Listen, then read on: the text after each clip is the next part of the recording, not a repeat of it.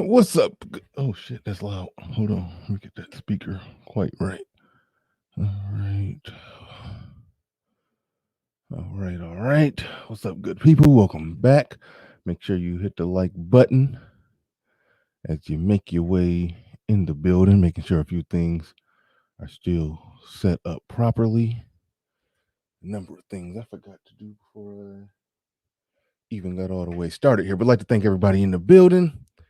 CP Times Sphere. I know it said 10 o'clock. It's 10:15. And I'm just now getting it going. So yeah, is what it is. But let's get ready to go. Let's go. Let's get it.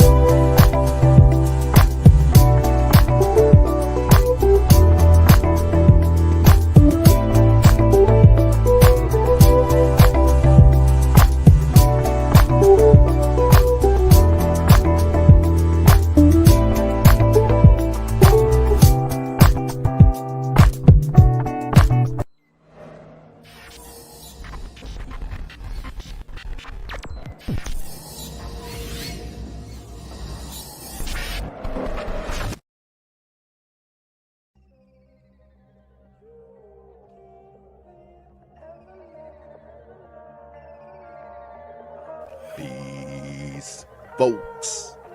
This is X from TPOT Media. Open your mind and wake your black ass up. You know what time it is. Hit that damn like button as you make your way in the door. Grab a seat, settle in, get ready. It's the Grown Man Hour with your host, my man, Bernard Riley.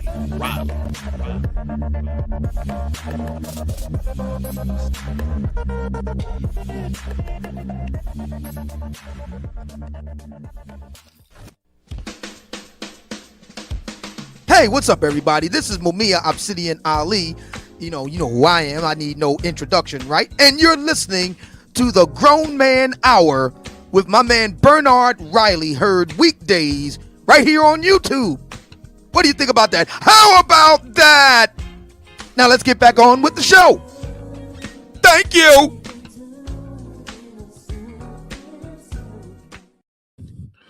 What's up, good people? Why is that visible? None of that should be visible. All my wires and shit. All right, what's up, good people? Welcome back. I'd like to thank everybody who's in attendance today. I can see me breathing heavy because I'm at an age where I get tired running up and down stairs nowadays. But either way it go, we are here. We are in the building. Shout out to the early bird squads, those that make it in bright and early. Drop a comment and hopefully a like before we even get things started. I appreciate each and every one of you coming on in. Trying to pull up the feed right now, so one, I can keep an eye on the chat and and see the YouTube stream my damn self. But shout out to the early bird squad, those that make it in bright and early. Appreciate each and every one of you. We got what does that say? Eternal Horizons. Can't wait to hear this. Shout out to you. Mr. Rashid's appearance on Jessica X last night only bolstered his critics. Hashtag cringe AF. Yeah, some cringy moments there. So this should be and I think it means an epic panel, but I think Rashid's appearance on Jessica's show should be the focus. He said so much controversial stuff. His comments alone could be broken down for 3 to 4 shows. I kind of like this conversation that he had with Melyssa Ford a tad bit more for my own little personal reason, not personal, but for my own little reasons. I did like the conversation that he had there a little more. That was more interesting. Even though this morning I did catch Jessica X's conversation with him, and it was good. It was interesting. He said quite a few things that were problematic, troubling. You know, female violence against men is not a problem at all. Yet he's telling a story that of how he had to hide in the restroom from a woman that was trying to be violence against him. And meanwhile, he said the law doesn't police those situations differently, so men shouldn't be worried about that. But the reason that he was hiding in that restroom is because he didn't want to run the risk of moving the person who was trying to physically assault him. He didn't want to run the risk of moving that person off of him and causing either an injury or something that could appear to be an injury on his attacker, because he didn't want to go to jail for removing his attacker off of him. But there's no problem in the legal system with how women are policed and judged in the legal system. Men shouldn't be concerned about that. Never mind what you've heard about women. Yeah, so he was trying to do quite a bit of a Jedi mind trick in there. He's saying, is this guy Derek Jackson's replacement? No, I don't. He's not even in that lane. I think he just stumbled into it. I don't know that much about him, but from what I understand, he's an entrepreneur, businessman, fitness, workout guy who's doing great things in his life. He's, got invited on the Fresh and Fit podcast and got a taste of a manospherean chat room that kind of went off on certain statements, and he wasn't exactly feeling it. But no, I don't think he's in that Derek Jackson lane. That ain't nothing that he's doing or trying to do. I don't think. I think he does what he does, and I think what he does, and he does it well. The thing that he does, but he just kind of encroached on some different territory. That's all. That's all that happened. Nothing specifically major right there. You know, really not a big deal. But he crossed that territory. He crossed that Rubicon, so to speak. And yeah, and so we saw what happened. Zero looks a bit excited. I think Zero just sent a super chat down there.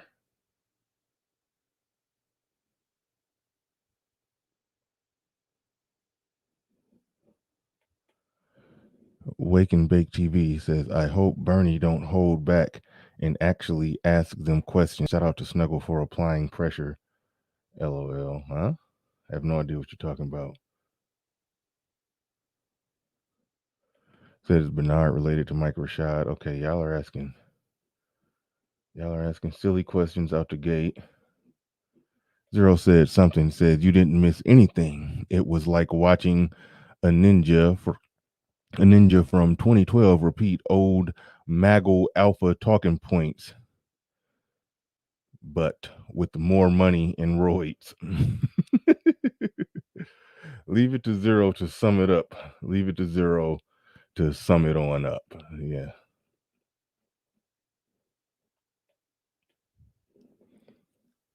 Zero with the $20 super chat. Appreciate that. Zero getting it started, kicking it off.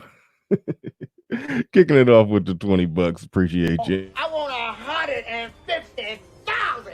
So we can start out of court right now for $20. Man, get your. Oh man. He says, I'm an alpha guy and can get the women I want. I want to get married, but right now to the woman I want. But I'm not married because I can get the women I want. But I get quality women all the time. Man. Oh man! Before I even get, I came to roll some not so beautiful bean footage, but you are breaking down precisely the problem that I saw. You are breaking down precisely the problem that I saw. It pretty much went like this. Shout out to Snuggles, just dropped another one. I heard him say 4 things. Okay. 1, women are great. Women are awesome. Women are not the problem. Let's put that right here. Women are great. Women are awesome. Women are not the problem. Phase 2. I made myself be, this is his words, made myself become super high value to make sure that I'm qualified for the high for the woman, for a wife, for, you know, he basically said he did all that he did, became successful, made his money, everything to make sure that he's properly validated himself for a quality woman. Okay. Women are quality, they're not the problem. I did all this extra things, became just a 10 out of 10 on every category to make sure I'm proper quality for a woman. Let's put that right here. Okay. Phase 2. I want to be married. Okay. Women are quality, not the problem. You made yourself quality to be suitable for them, so they all want you. Over here, you would like to be married. Okay. So it seems like phase 1 and phase 3 should easily come together. And then down here, phase 4, he also mentioned that he could be in rooms with women. It could be 8 women in the room, and I've had sex with 6 of them. And they are, you know, and I think he implied that they know that he's had sex with, you know, other women in the room and they don't even care. So it seems like those quality women who are not the problem that you made yourself worthy enough to be married to, and you want to be married, but you're running through all of them, means that you know that they're not the quality or the not the problem that you say they are. You see how it just goes in a perfect loop of logic not adding up.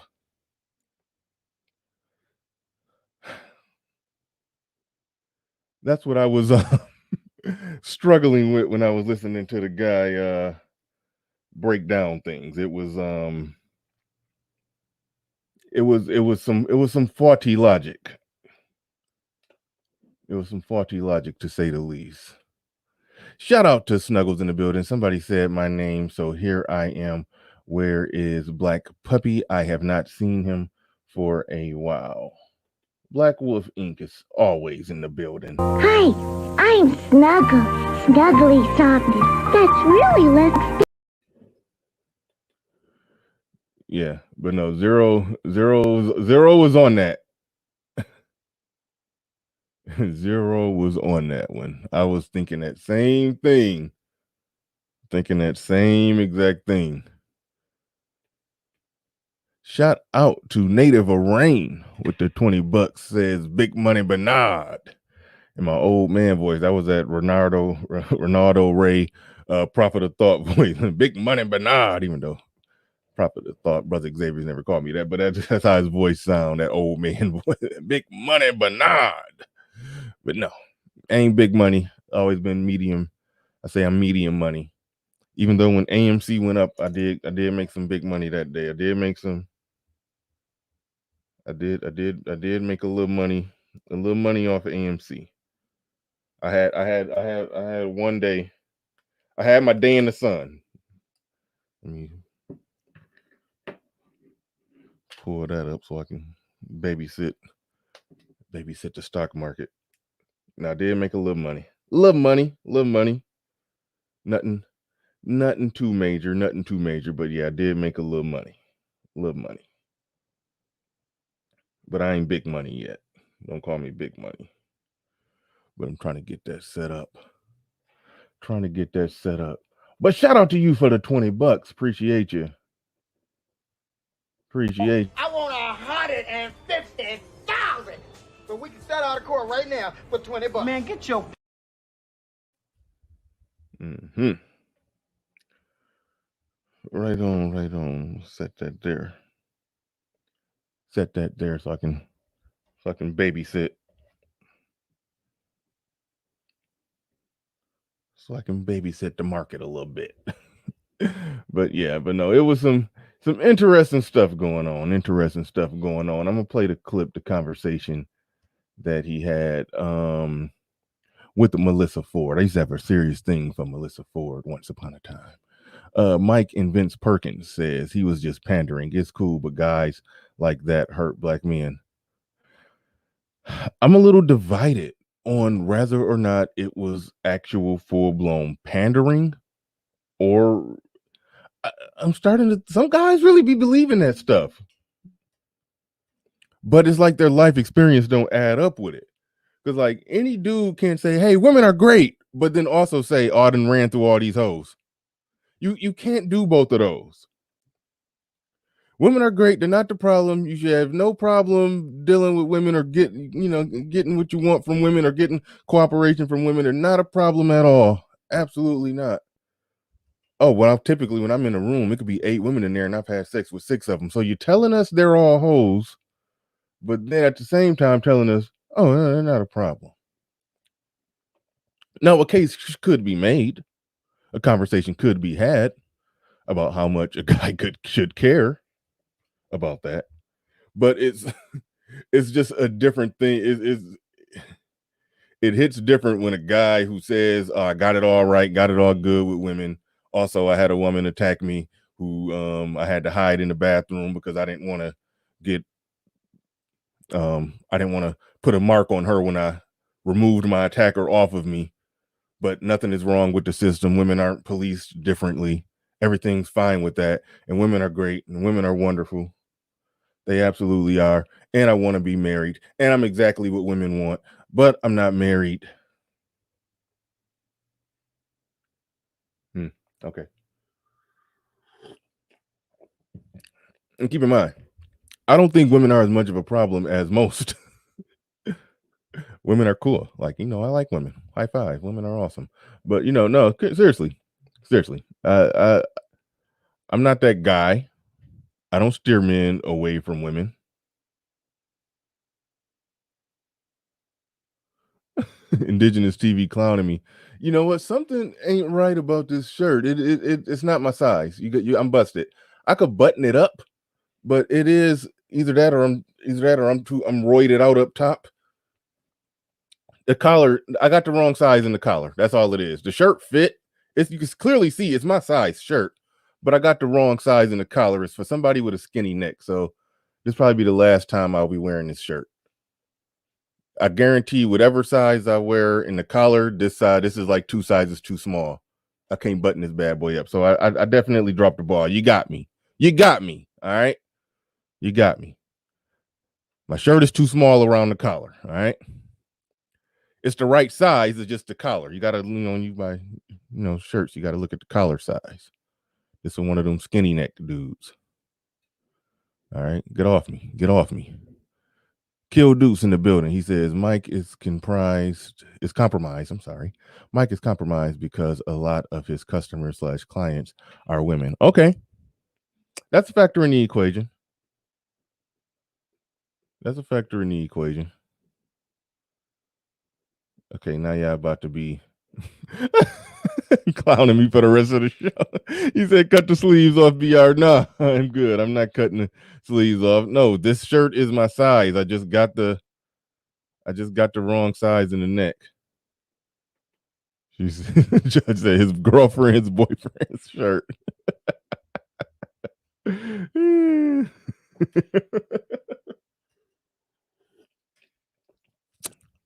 Little known fact.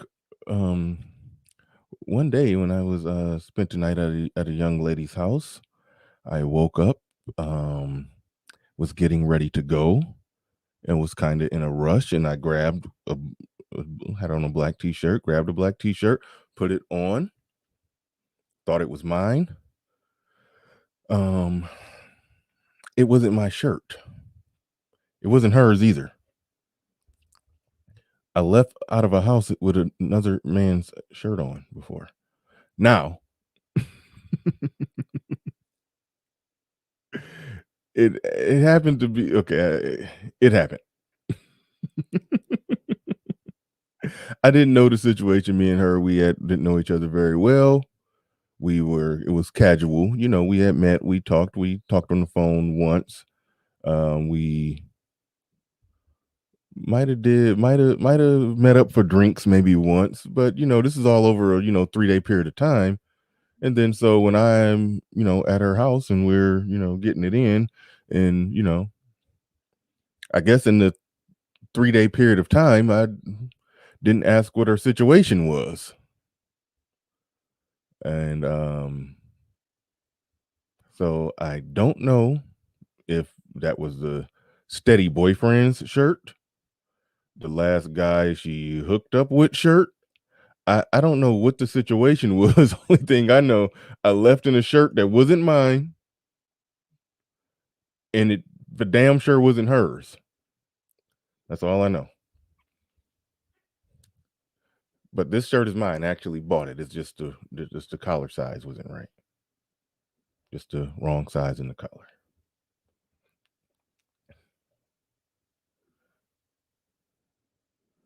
Kukumazi says, Bernard, you got some good stories.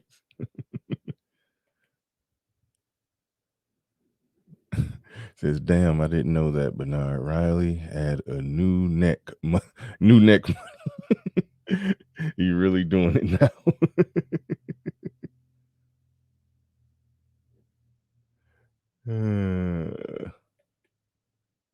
Sick lid. I'm about to get into the video, but yeah, throwing me off. Sick lid in the building. Shout out to Sick lid. What do we get for $10? Everything you want. Everything? Everything. You like Fresh and Fit. When they pull out those little blue caps when a woman is saying some bull. Okay, so if it's nasty that I met a woman out and about at a club, talked on the phone a little bit, met up for drinks, and the next time that we saw each other, it was at her house and we had sex. That was a 3-day period, 72-hour period. So only way that you could say that that's nasty and that's trifling is if you can honestly say that never, not once in your life, have you ever had sex with somebody that you have only known for 72 hours. That's the only way you could say that that's nasty and trifling.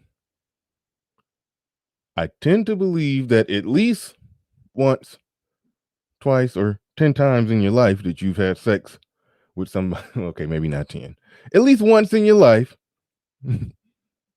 At least once. I'm being very generous. At least once in your life, you've had sex with somebody that you've only known for one day, let alone 72 hours. 72 hours, that's called normal. That's all the time. We met on Tuesday, we went on a date on Wednesday, we was smashing on Thursday. That is very normal. So I don't know, by what standard do you call that nasty? I would love for you to explain that. Love for you to explain that. Sick lid in the building says he's misunderstood, just wants to flew Jessica out so they can discuss CPM. I did see that. He did hit her with some little sideways. I don't know if that was game. I mean, I take it every YouTuber he talked to, he don't want to have a. Hold on. I honestly wasn't talking about that, but damn, 10. Yeah.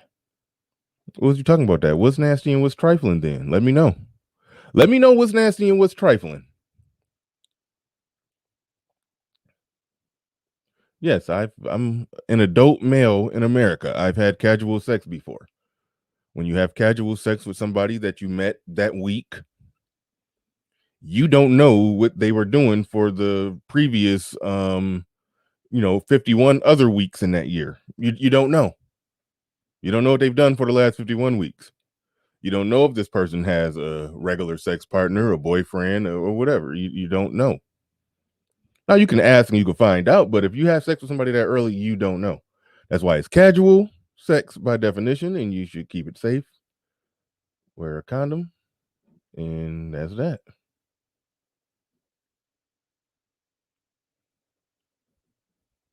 But this is definitely my shirt. It's just the wrong size in the collar. All right. Yeah, I got me. All right. Yeah, I got me. Damn, looks like a YouTube convention out here with those blue name tags. Don't know what he's talking about there. No, not casual sex. Realizing. Okay, yeah, that part was nasty. Thank you for being honest. That no, the casual sex ain't nasty because you get down, you get your casual sex on. I know that, but putting on somebody else's shirt by accident, yeah, that is nasty. Realizing you had another man's shirt on BR. Don't go in on me. I should have made it more clear. Okay, thank you. Understood. We here. We here. We out of eye. We out of eye now. Yeah, that was a. It's like when I just put it on and then walked out the door, everything was fine. Once I realized that it was somebody else's, then instantly I just started itching all over. That just shows that a lot of that stuff is psychological. Once I realized that it wasn't my shirt, instantly got the heebie-jeebies. Started itching all over my body.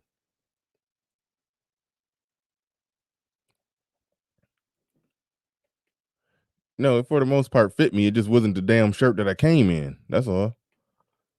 Pun intended. But all right, I'm about to get on with the video. I'm about to roll the bean footage. Hopefully, I got it set at the right mark.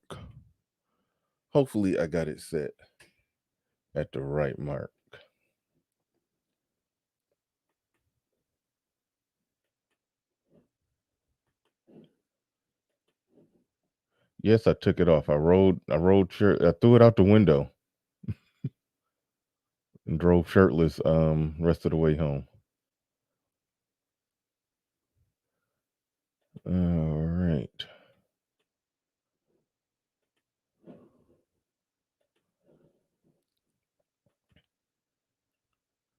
Here, actually, no. I'm gonna make them bigger so that way y'all can't look at my little lack of collar on my shirt. Nah, body thug. I don't got the shirt no more. That thing is gone. That thing is gone.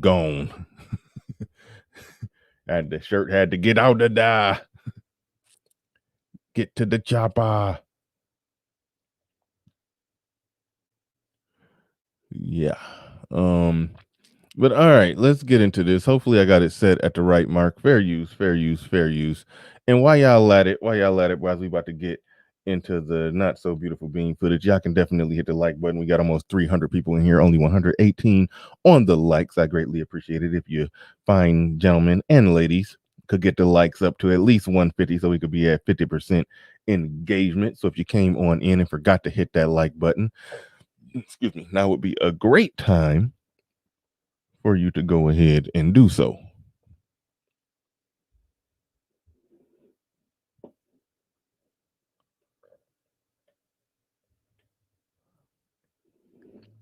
What do you mean Snuggles was calling out Bernard yesterday? That was classic. I wasn't on yesterday.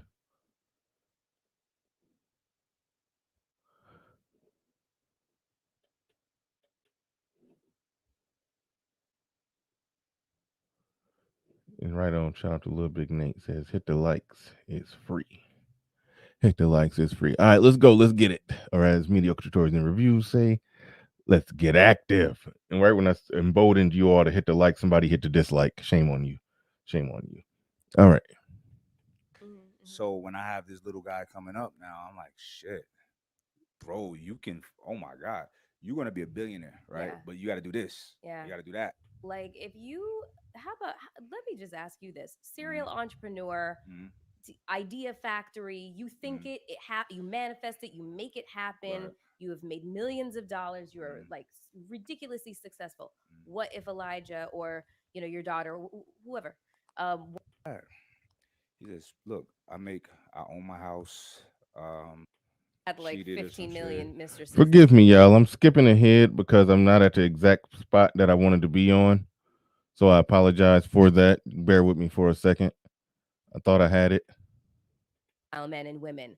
All of this creates a repertoire where you've got him. He sits there and he's got his tailored suit Here we go. podcast Okay. because I saw a lot of the comments and Okay.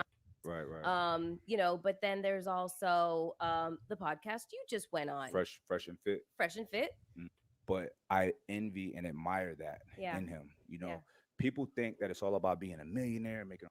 Yeah, it's almost at the part where I needed to get it to so we can have the discussion I'm kind of trying to have here.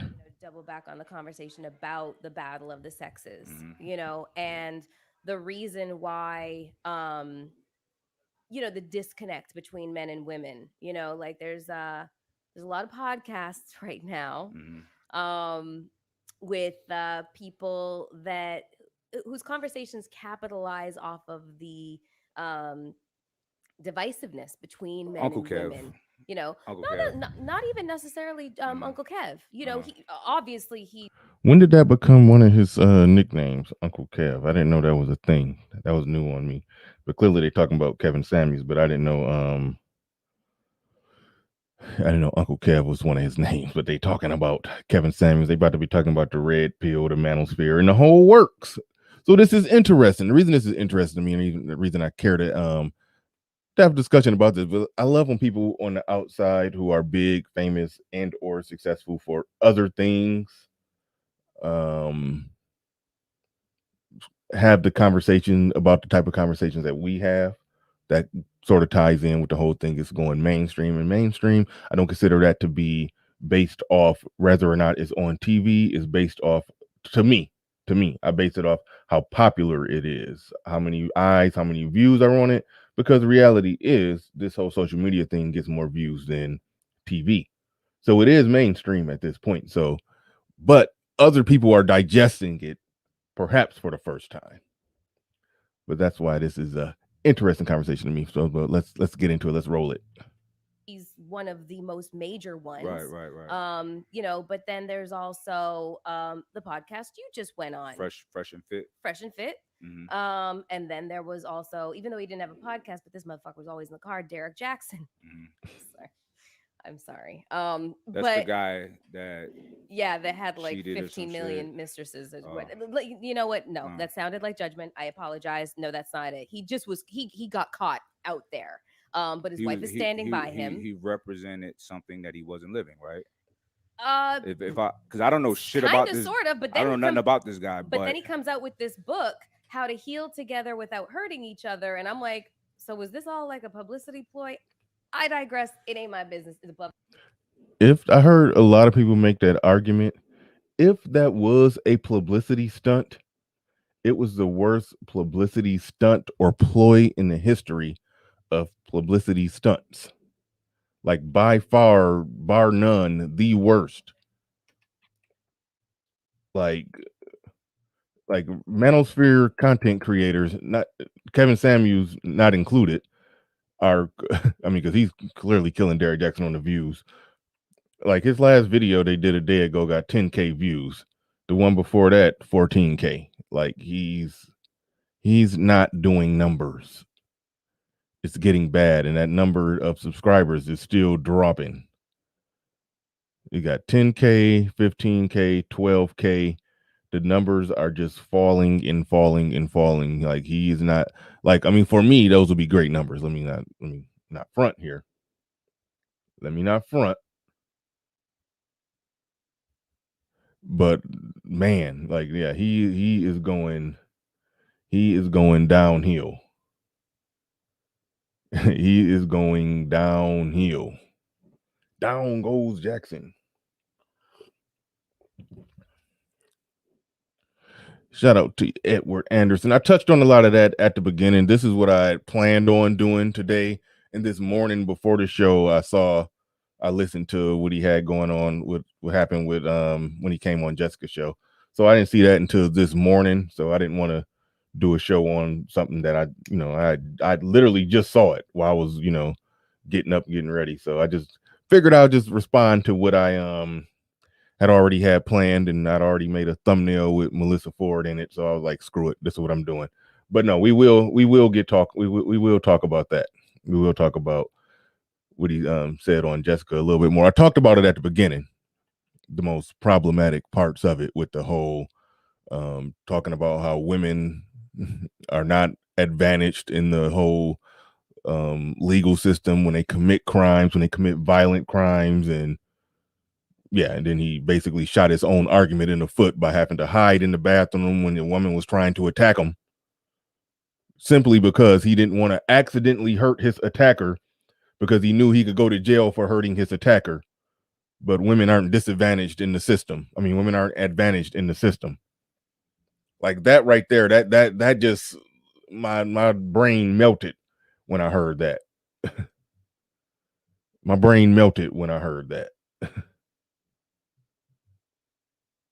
Okay, and I see a little debate brewing about Melyssa Ford's looks. She's 44 years old. I looked it up. For 44, she is holding up well. She is holding up well. Now we can talk about, oh, is makeup, oh, is this, oh, is that? Yeah, 44, she's holding up well. She could be fat. She's give or take roughly the same size, and I'm sure when she takes her clothes off, everything don't sit up just the same, but that's gravity, that's nature.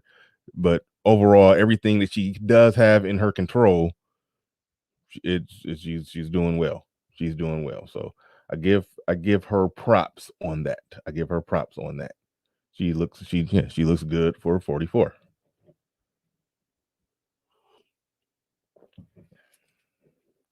I don't think so. If she'd been to Dr. Miami, I think those breasts would be sitting up a little higher. You know, I think they kind of, I don't know. She went there. I think they'll be sitting up a little higher. Put it like that. I think I didn't see her standing, but recent videos or pictures of her, no, she just looked. She didn't go and get some outrageous butt. She just got normal proportion butt for her size. So no, she's fine. She's fine. Nothing outrageous, nothing stupid. She don't look bad, but she don't look over the top like she went and got surgery either. Like she just kept herself in decent shape. She has a natural pretty face, and she kept herself in decent shape. That's that. But I'm sure it all don't sit up the same when she's naked, like the pictures on the cover of King and everything. Like, oh man, she was bad. She was bad. But anyway.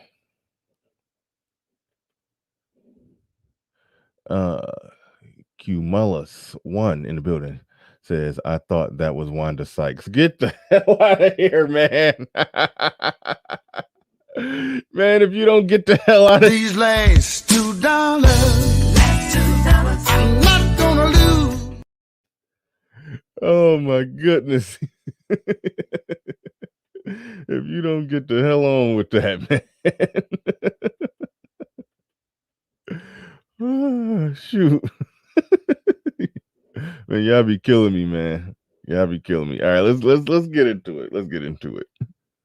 Of my pay grade, I don't give a fuck. Right. You know, but what I will say is, you know, let's, because I want to go back to the Fresh and Fit podcast, because I saw a lot of the comments and I was like, motherfuckers calling you a simp. I was like, oh, Jesus, bloody hell.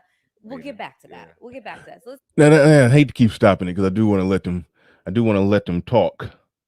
Let her talk. But no, I do want to let them talk. But you can be that guy. You can be muscular. Those of you don't know him, I mean, you go to his YouTube channel. I mean, the dude is like is ripped out of this world. Successful, money, entrepreneur, everything. You could be all of that. You can be super successful and ripped and got women like crazy, but still be simpish. Still be a white knight is really what it is. Because right now he's pandering to whatever will make the women feel good online. You could be a white knight and still also be rich and get a lot of sex from women. By some definitions of simp, you can't be a simp, but by the more modern definitions of simp, yeah, you could deal with women. Women can want you. Women can want to have sex with you, but you can be a complete and total pushover too. Like, for example, hate to use celebrity examples, but celebrity examples are the examples that we know that everybody's familiar with.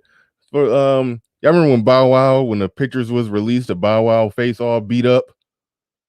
You know, you could easily say like, dude, you rich and you successful. Why are you putting up with this? Why are you putting up with an abusive woman? But clearly he overvalued her to the point to where if it was an ongoing thing, he stayed with the woman that was abusive. He stayed with the woman that was a problem. So clearly there was some simp energy there. That wasn't no forget her, I'm on to the next. I ain't got to put up with this stuff type of energy with Bow Wow. You see, that's how you could be a simp. Somebody said Will Smith in the chat. Yes. Yes. Yeah. I mean, so there are, well, okay, some ins and outs there, but I ain't got to get into that. But I understand. But the technically correct word is white knight, not necessarily simp. White knight is when you're caping for them online. And maybe we should be, like I said in my last stream, be more precise in what we're talking about so it doesn't get completely confused. Because somebody could easily say, I ain't no simp, I get pussy. You know. Or, you know, somebody could easily say that. And I don't need somebody saying blue pilled. I don't think it's blue pilled. You know what the deal is. What he would fall under the category of is a white knight.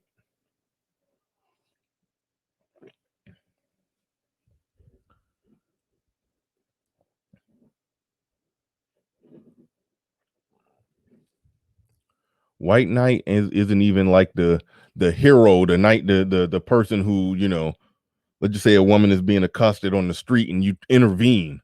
That ain't even a white knight. A white knight is somebody who does it from a position of safety with no skin in the game. They're basically doing the equivalent of, hey, that's a female, but online. Somebody say something bad about a woman, they're doing the equivalent of the, hey, that's a female. They're doing that's what the white knight is. Just going to run to the defense of a woman no matter what, for any reason, against all reason. That's the white knight.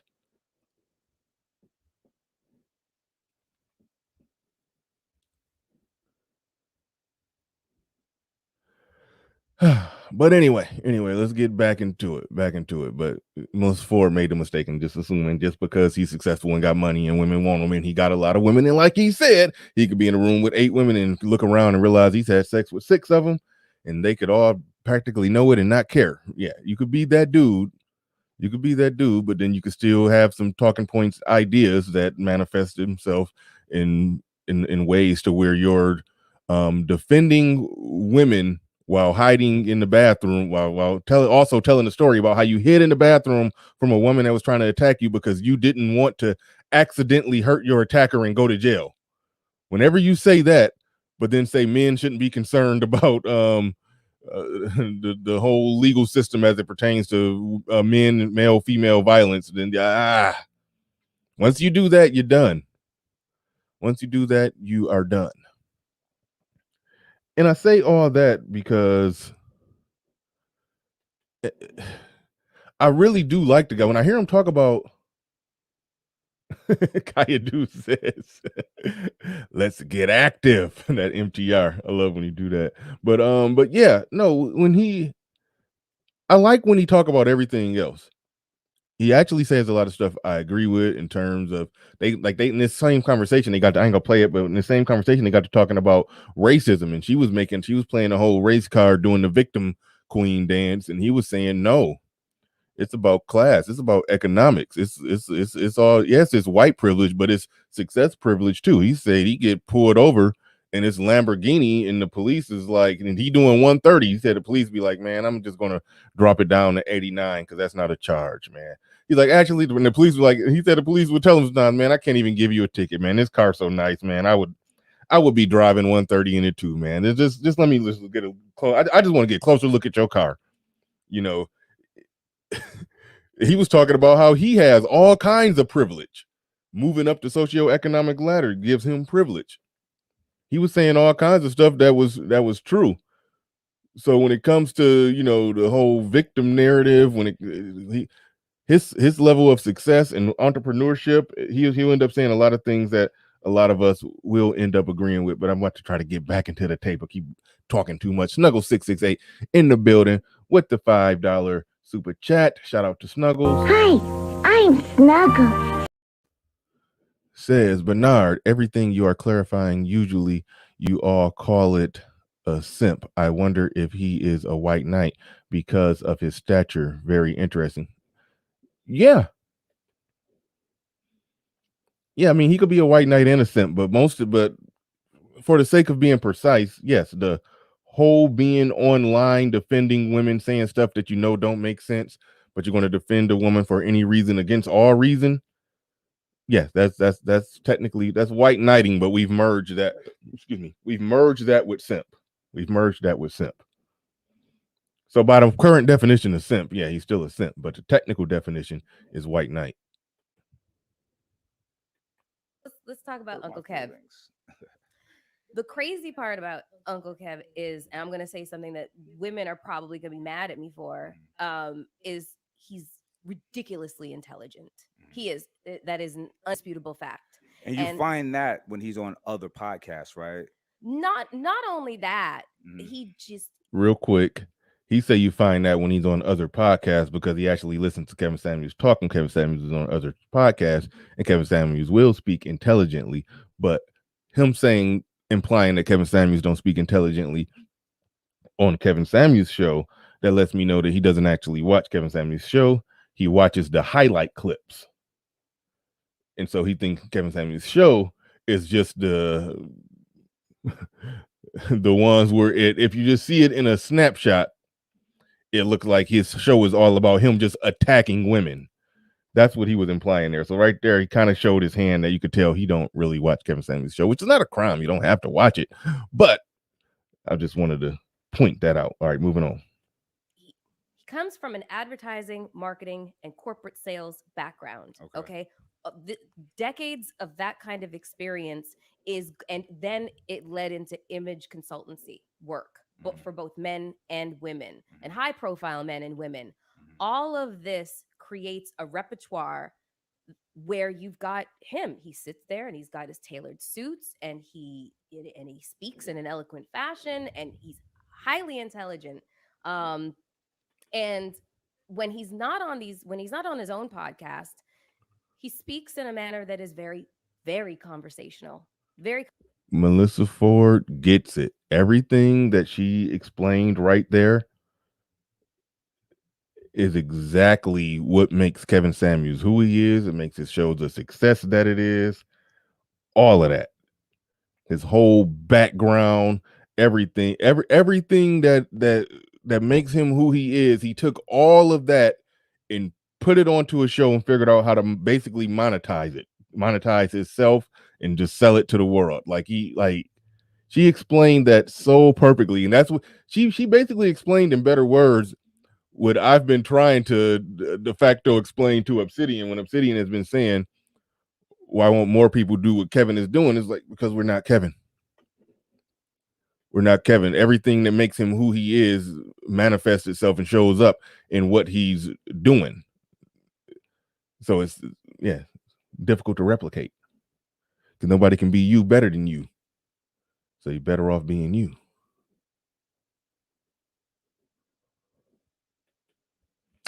Officer Faulkner in the building. Woo! Shout out to Officer Faulkner. Coach Ali, you ain't had to do all of that, man. You gonna make me stop the show and go home. I made my money today. Coach Ali, man. Shout out to you, man. Appreciate it. Appreciate it. You ain't have to come through with all that. I don't got no $200. I've been telling you, I'm gonna get a 200, 300, every denomination of dollar acknowledgement. But all I got is $100. So we gotta have Smokey. We might have Smokey count it twice. 20, 40, 60, 80, 100, 120, 140. That's $100. Yeah.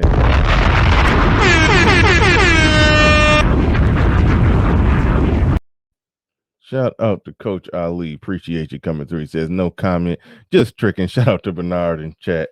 Definitely, man. You just did the damn thing. I'm gotta put your name in light scrolling across the bottom. Got to put your name in light scrolling across the bottom. In fact, while y'all at it, since we got 400 people in here, y'all definitely drop the link to his channel. Now that I think about it, that's one way I can compensate you for such a generous contribution to the show today. Make you the official sponsor down at the bottom. Shout out to you. Silent Lamont in the building. He says, I'm sorry, but I'm not Tony Stark. I don't get it. Are you talking about you're not rich, you don't got the money that homeboy just dropped? That Coach Ali's corner just dropped? Is that what you mean? You know, I'll be late on all your jokes, Silent. I only get like half of them.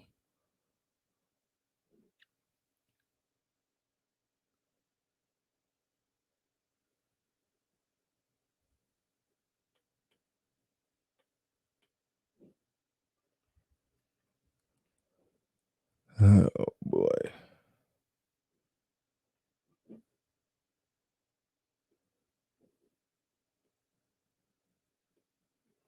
All right, hold on.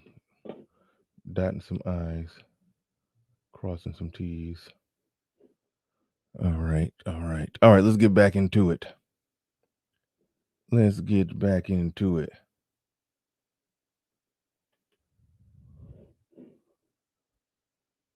All right, sorry for the dead air. I had to dot some I's and cross some T's real quick. Coach Ali's channel is called Coach Ali's Corner. Somebody already got it. Yeah, make sure y'all go sub to him. Make sure y'all go sub to him.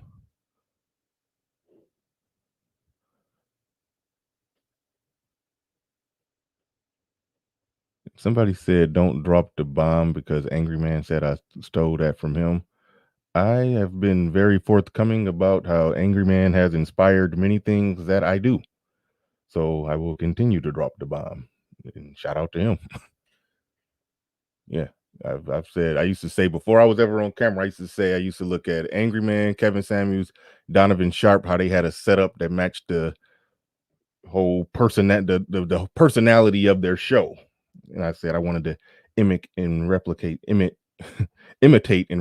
that someday. So yeah, no ifs, ands, or buts about that. Somebody said Tommy invented bombs.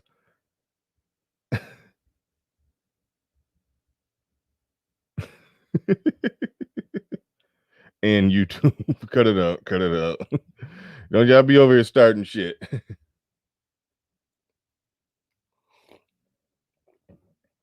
Nobody over here starting shit.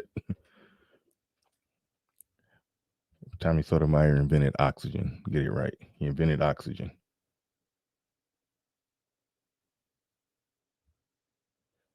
Jaquan, you saying tell him that then? How many times I gotta say? Come, cut it out. See, you starting shit. Starting shit. I think saying it on the air in front of 400 people means a lot, and I've said it on the air multiple times in front of lots of people. So cut it out. Don't come over here starting shit. Conversation, very practical, makes complete and total sense. When he gets on his show, it's same thing, but the entertainment value kicks in. And it's not fun just to watch somebody dispensing advice. And you gotta be a disruptor, which means kind of an asshole. And to someone with a certain intellectual pedigree, it's just hard to watch that, right? When he has the silly girls on and just kind of bashing them and making them look silly. So this is another thing I don't like, when they try to make it seem like that's all. When people do that a lot, they will take somebody's show, take one aspect of the show, and then try to make it seem like that's what the whole show is about. For example, we talk about a lot of things on my show. I just had the creator of a comic book on here, a comic book with a black male protagonist with a James Bond Mission Impossible type storyline. Had the creator, on here. Shout out to Theo, who's the executive producer. That means the guy who fronted the money. who came up on the show as well. Because and they know we talked about it. We got people over there to his comic book. Dropped the links. People went over there. He basically get paid, or his comic book, gains its notoriety just based off clicks and views and likes, sort of like YouTube. So that was almost like we put money in his pocket by getting people over there. I'm going to make like a little ad for his comic book and drop the link every show when it get going. Like, those are good things going on. Had Queen Q on, her and her husband own an anime store, talked about their business, did a lot of things. Had Oheen and Mora on. We talk about crypto. Had Sub-Zero on, and Judge Zilla impromptu jumped up on the panel. We was talking about AMC and investing money. So we'd be talking about business. We'd be talking about money. We'd be talking about all kinds of investments. We'd be talking about some politics and a mix of everything, and just culture and society as a whole. We talk about everything over here. So I hate it when somebody say, man, they just talk about pussy all day. It's like, come on, man. Come on. Yeah, we do talk about pussy. I like pussy, and we gonna talk about pussy. That ain't going nowhere. But the fact, don't make it seem like we ain't done something else. We don't do other stuff too. So I hate how this dude. Okay, I shouldn't call him this dude, because I mean, I gotta respect somebody who's okay. He's a successful brother. So I don't want to just make it seem like I'm just talking about him like he ain't worth nothing. But damn, don't take what somebody else do and just minimize it and say, oh, you just put down women, as if it's not more going on that show, if more isn't happening there. I don't like when people do that. Like, you can minimize what everybody else do. He's big into fitness. That's a lot of what his channel is about. At least in a snapshot, it seemed like that's the case. Just in a snapshot. But as far as everything that he's become, the fitness guru that he is, you just move weights around. You just move heavy stuff around. Well, no, it's a little more to it than that. Tommy and Al Gore invented the internet. That is actually true. We know that. These last $2, I'm not gonna lose.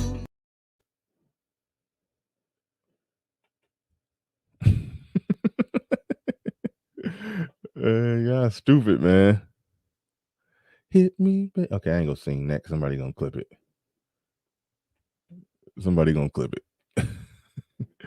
But for real, yeah, cut it out.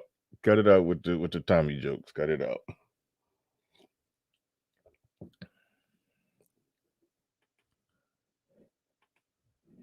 Bernard, how didn't you get silent comment?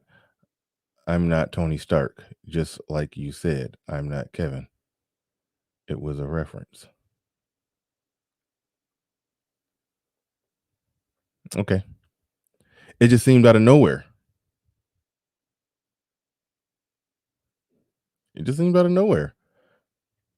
I said, I'm not Kevin. He just randomly said, I'm not Tony Stark. That just, it seemed like it. I mean, was that line in a movie?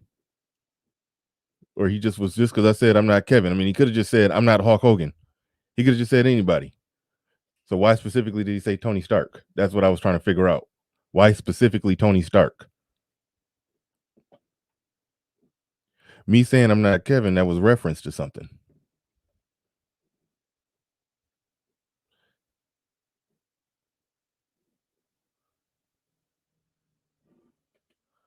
Yeah, thank you, Keith Kelson. I'm the other guy. All right, man, let's get back into it.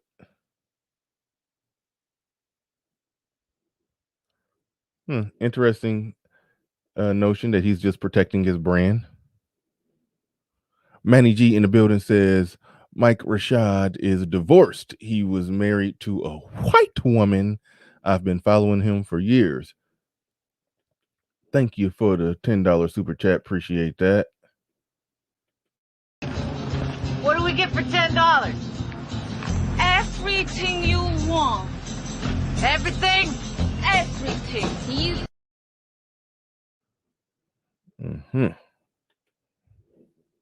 It's a third tier level joke.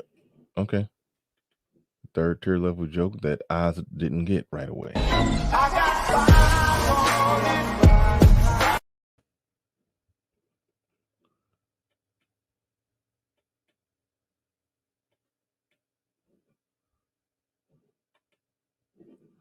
Silent Lamont says, Bernard Riley, read my comment, brother. It was such a spot on reference. Which comment you're referring to?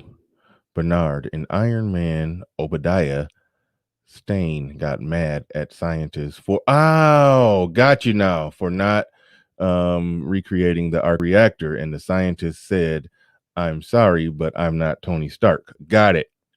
Because I remember he said something along the lines of Tony Stark did this with a bunch of in a cave with a bunch of scrap metal. But they had some of the best technology in the world in a lab, and he said, yeah, I'm not Tony Stark. So got it.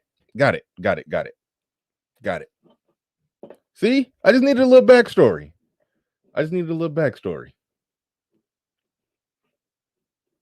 That's all. Just needed a little backstory. Thank you, Silent. I don't know what I would do without you. Bernard War Machine Riley. I know Terrence Howard feels stupid for dropping that role. He could have been in, I think, 5 more movies. He could have been Iron Man 2, Iron Man 3, the first event. No, like 4. No, like shoot, all 4 Avengers movies. Then Captain America: Civil War. So Iron Man 2, 3, then 4 Avengers. He missed 7 movies. I haven't seen Terrence Howard in a movie in a long time. But that could have been 7 paydays that he could be eating off.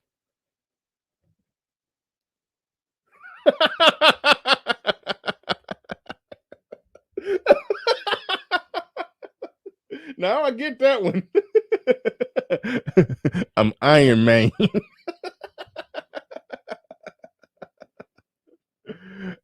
I get that one.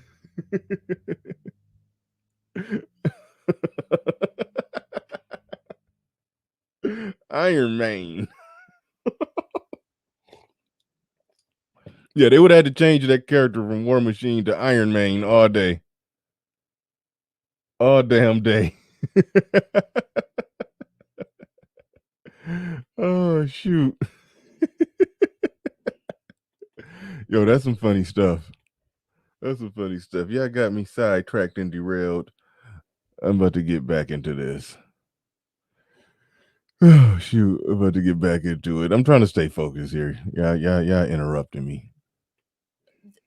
Continuing on with him, he speaks from the place where it comes off where he's way more sympathetic to men than women, which is true because he is a man. You know what I'm saying? Like I'm going to be sympathetic to the plight of women because I am a woman. I have had my, my experiences with broken hearts and whatever. You know what I'm saying? Like abandonment and all kinds of shit. Stuff has happened to me. So when I see people kind of criticizing women for, just like I said, the human condition, of course I'm going to be like, yo, get the fuck out of here. You know what I'm saying? And I'm going to find sympathy there. He comes from Oklahoma and he comes from a blue collar working background, like his family and stuff like that. So he's going to really, really sympathize with the salt of the earth type of blue collar average working man. God damn, like she get it more than most people. And I, viewed her as a bimbo, because never really heard her talk, just saw her pose, scantily clad and all.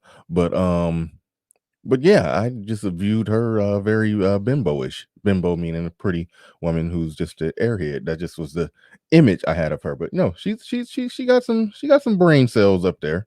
I ain't saying that she's some Rhodes Scholar, to use that word again, but she her analysis is spot on, and a lot of people miss that with Kevin Samuels. They just go right to a high value man. Well, we'll make a high value man. Well, just because you got money, that don't make you high value. They go right to that, but without truly watching and listening and understanding and seeing that, oh, he actually is advocating for the everyday guy, for the blue collar guy, and how he connects with that. And I think that's part of the reason him and Obsidian um connects. I don't know that for sure, but I just think that's part of the reason, him and Obsidian has, sort of the connection that they do, but a lot of people don't see that about Kevin Samuels. They just see the suit and him talking high value this and high value that. They don't actually look at it that way. So I give her some credit on just her analysis of Kevin Samuels, because it is very, very rare. Very, very rare that a woman can actually analyze Kevin Samuels accurately.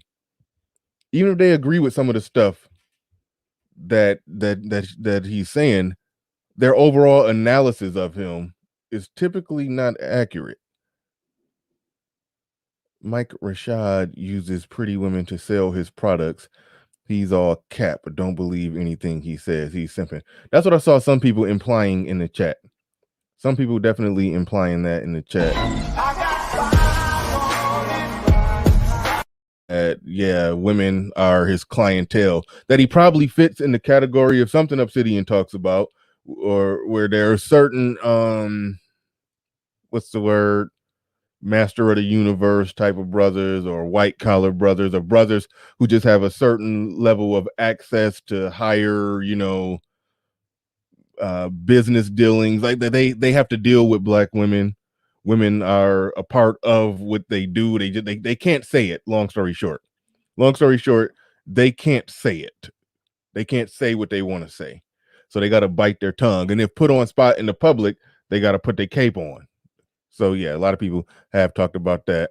Man, get out of there. I saw that comment, CJ. I just ignored it, man. Look, I'm a little disappointed. I like this shirt when I bought it, but I don't get it. It's not the right size collar.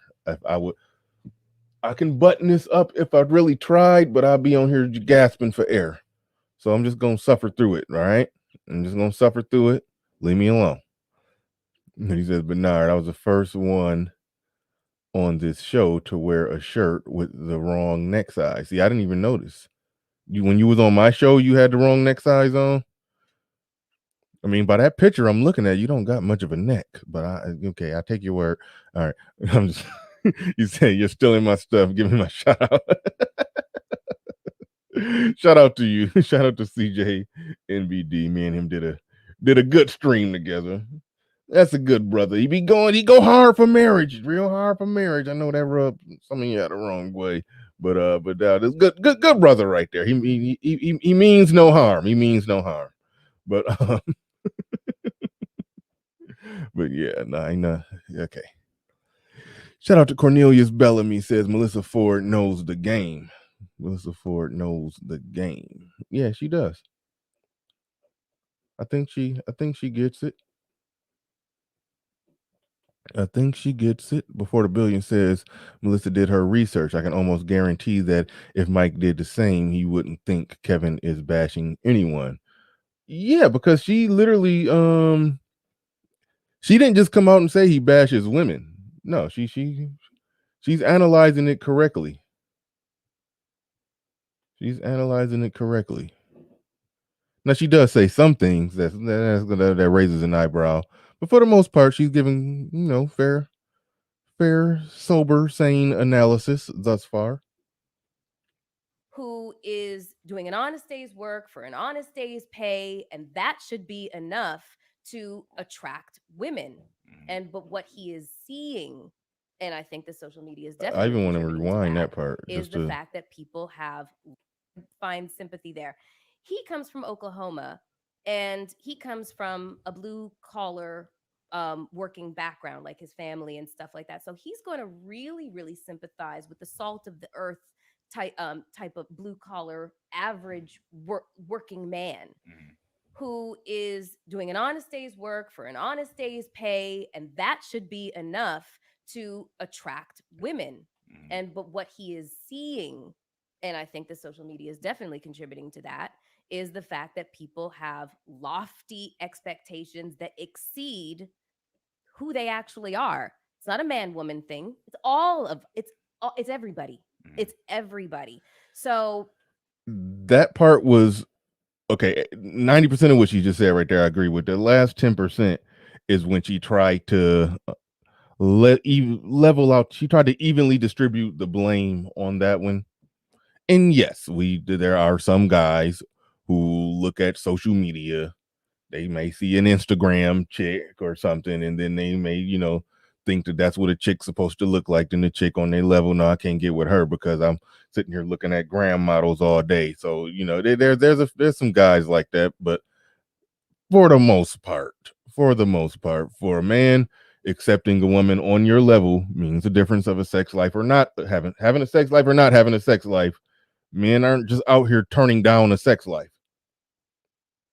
So so I don't think men are as much of the problem with that. But women, it's a whole nother dynamic because they're told until recently, because now they're getting the true information on a large scale. But until recently, they weren't getting that information. So they were under the influence that they were better than what they are. They were expecting more than what they were actually worth or what they actually qualified for. And the everyday working brother that they qualify for, they like, no. And it goes back to something I say all the time. They can sit in the air conditioned cubicle and make just enough money to get by and feed themselves and put a roof over their head, running water, electricity. They just getting by. They making, 35K barely, just getting by. But they can put food in their belly. So do they really? So they don't got to get on board with a man unless it's a perfect situation for them. Unless they just really, really feeling this situation.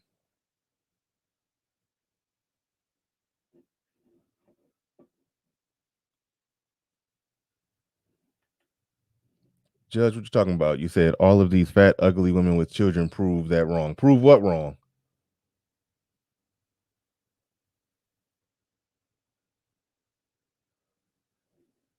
What's proven wrong by all those women with children?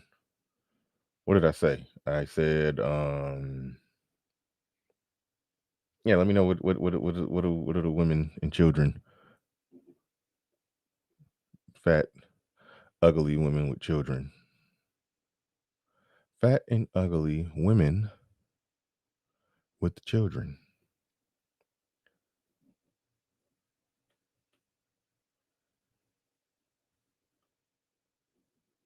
Oh, no. They can still get dick.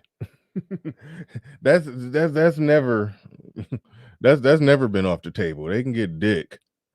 A lot of them don't want relationships and they let themselves get fat because they don't value, you know, keeping yourself in shape is part of that getting on board with a man. They don't want to get on board with a man. They want to be fat, working in a cubicle, and just have J-Rock or somebody come by and drop off some penis and every now and then drop off some semen, and then they have their kids, and then they, just carry on getting fatter and working and making just enough to get by and just enough to put food in J-Rock Jr.'s mouth, and that's that.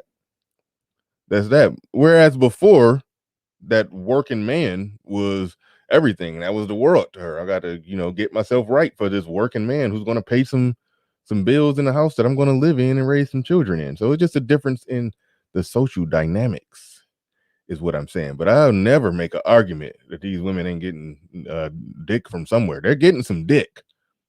That part is not up for debate. They're getting some dick.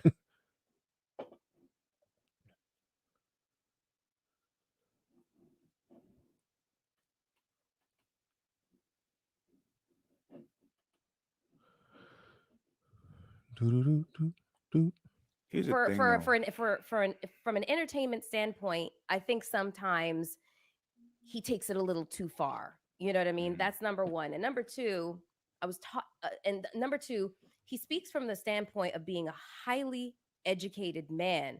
You can only speak to people and expect and they will understand you from the point of where their level of intellect, maturity, and Thank you, Sanjata Reborn. I love when people make the point that I rambled for 3 paragraphs trying to make. I love when people can make that point in one sentence. You said that whole everything that I said basically proves, or the mere fact that these women are coming up pregnant they fat and ugly and all the whole works. They are coming up pregnant. It just proves that men do not have the expectations that women do. Men will lower their standard just to get on. And I'm not saying they should do that. I'm just saying it's just a brute fact of the reality. Brute fact of reality. Growth, character, etc., where they are. You know what I mean? So I can't expect, me firing, off a dissertation and somebody in the third grade understanding what the fuck I say. You know what I'm saying? So I think that what happens is in Hold the on. comment On section, the guys, that point right there, let me interject. a lot of guys cherry pick from what he says, from his intention, and they apply the entire thing to their identity, and their feelings of inadequacy. It's a lot of projection happening, not just with men, but with the women, everybody. So let me speak on something.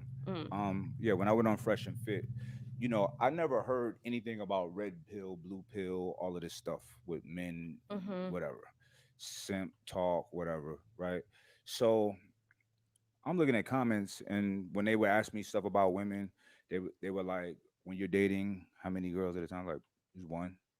Yeah. Like, I literally, that's what I want, and I literally don't have time to be dating a bunch. I said I barely have time to date one woman, right? But I also hate the assumption that because you are a high value man, just in terms of how much money you've got and how successful you are in your network and whatever, that the assumption is you should be like nailing a bunch of bitches. Like, But he said that he was at the beginning. Those of you, some of you are in here late. He did say on previous, he said on Fresh and Fit on that same show that he has, would be in a room and look around. There's 8 women in the room. He's had sex with 6 of them. So he's done quite a bit. He's done that. He's done that. So it's always a weird thing when somebody has been in that game, lived that life, and when other guys are talking about that life, but from their perspective, then when it tries to get, shunned or poo-pooed as if what they're as if what they're saying isn't accurate, that always can rub me the wrong way. Like, what is wrong with monogamy? What is wrong with just having one person to, God forbid, grow your empire with? What, like, cuddle up with, big spoon, little spoon? Here's the thing, though. Be a chronologic. I have they smashed a bunch of bees, like you just said. Growth, though. Correct, and also experience, right? I seen a long time ago that this is not fun. I'm getting nothing out of this. I got to a point where I felt super lonely, no matter how many girls I had, right? And I'm the type of person that could use to every day somebody. I'm never alone, right? But I'm alone, right? You know what I mean? So it's a very unfulfilling feeling. Yeah. And what you just said, like the most successful people I know are married, and I know that if I was married, my focus would be laser point sharp on all of my bottom line, right? So it's a power to that, right? And that's the completion. Like, listen, everybody got their own ideology for life and goals. For me, fair use. Is man and woman, right? That's why I don't subscribe to the man woman thing, man versus woman, or attack on masculinity, or trying to make women feel a certain way. Because here's the thing. Now, the red pill philosophy, the actual philosophy is dope. However, what I've observed, I'm not saying this is what it is. No, the concept has definitely been bastardized. What I observe, and you can read through comments and see the shit that people are saying, right? These guys hate women. So the people carrying the flag of red pill hate women. And it all stems from, and this is from what they're saying, getting their hearts broken. Women rip my heart out my chest and all of this shit. I'm like, so far, that shit happens. Yeah. That is a normal thing. And here's the thing. There's guys that really were like, he'll come over to the, I'm like, look, motherfucker, you guys are associating yourself with something that somebody came up with. Man-woman relations, all of the complexities that come with it, has been in existence before this notion of this pill, whatever pill, right? All right. He said a lot there. I wanted to let it go because I've been doing too much stopping and not just letting him talk or letting her talk. The problem with that is just the mere fact that I'm quite sure he at some point, and y'all didn't get to hear his whole backstory, but he talked about how he wasn't always this super ripped, roided out looking dude, how he didn't always have this money, how he didn't always have that. He talked about how he was a real puny guy at one point. You know, he didn't say that he was a punk or a pushover or nothing like that, but the way he described himself, he wasn't a ladies' man. He wasn't successful. He wasn't all of those things. At some point, he did develop some ideology of manhood. At some point, he did understand some a different perspective of viewing women and looking at women. You know, you can't like the type of how he said he was having sex with so many women. Like it's hard to have sex with that many women and just not be red pill aware. It's hard to have sex with that many women and then still walk around with the philosophy of they're made of sugar and spice and everything nice. It's hard to do that because you've seen behind the curtain, you've seen them with the mask off, you know what's really going on. But he's trying to take everybody else's experience, their perspective, or however they came to whatever conclusions that they came to, and saying, oh, y'all are just following something, some pill, something that somebody else said or gave you, as if, and I think MTR said something similar to this. It's as if you can't, without even knowing what red pill was, you can't get red pilled and come to a conclusion regardless. They make it seem like it's not possible for you to do that.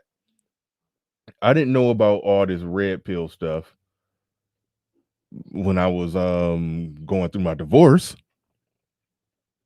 I was getting red pilled real fast. When before the divorce, before it all started happening, before I even stepped foot in the courtroom, I was getting red pilled real fast. I'm not gonna go into too many details of it, but I got red pilled long before I ever knew that there was a name for it. So you're discounting men's experience based off what you're saying about, you know, oh, y'all just following some philosophy that somebody gave you. Like, no, people have lived their life and have experienced things. Now, chat rooms are wild, and everybody should understand that. Most people know that chat rooms are wild, and it's beneficial to sometimes just ignore the hell out of a chat room. I ignore the hell out of mine sometimes. Yes, I'll be ignoring you, Negroes. But the fact of the matter is that he's basing it off the chat rooms. I think he's about to say it. I watched a lot of clips of him, so I don't know if this is the one where he says it. But he says all the content creators that he's talked to or looked at, talked to Fresh and Fit, actually sat down and met them. He watched some mediocre tutorials and reviews videos, and I think he said he watched some other videos around this space. He says the content creators are actually, you know, cool.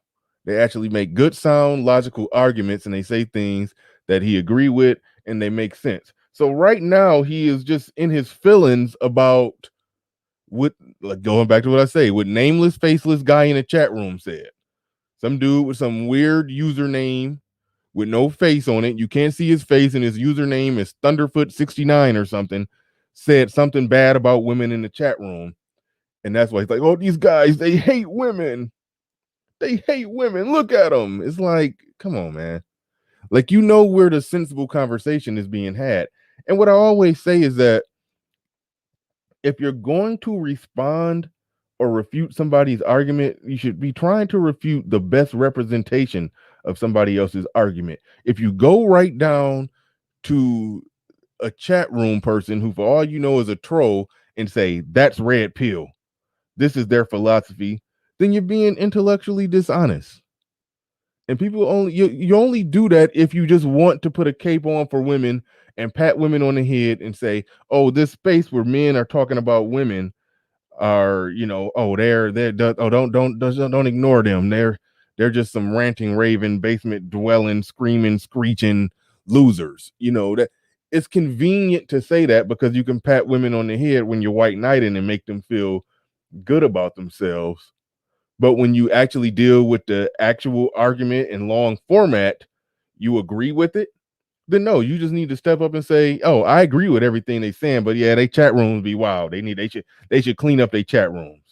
And then the conversation is over. But to take it beyond that that's where the pandering and the white knighting comes in.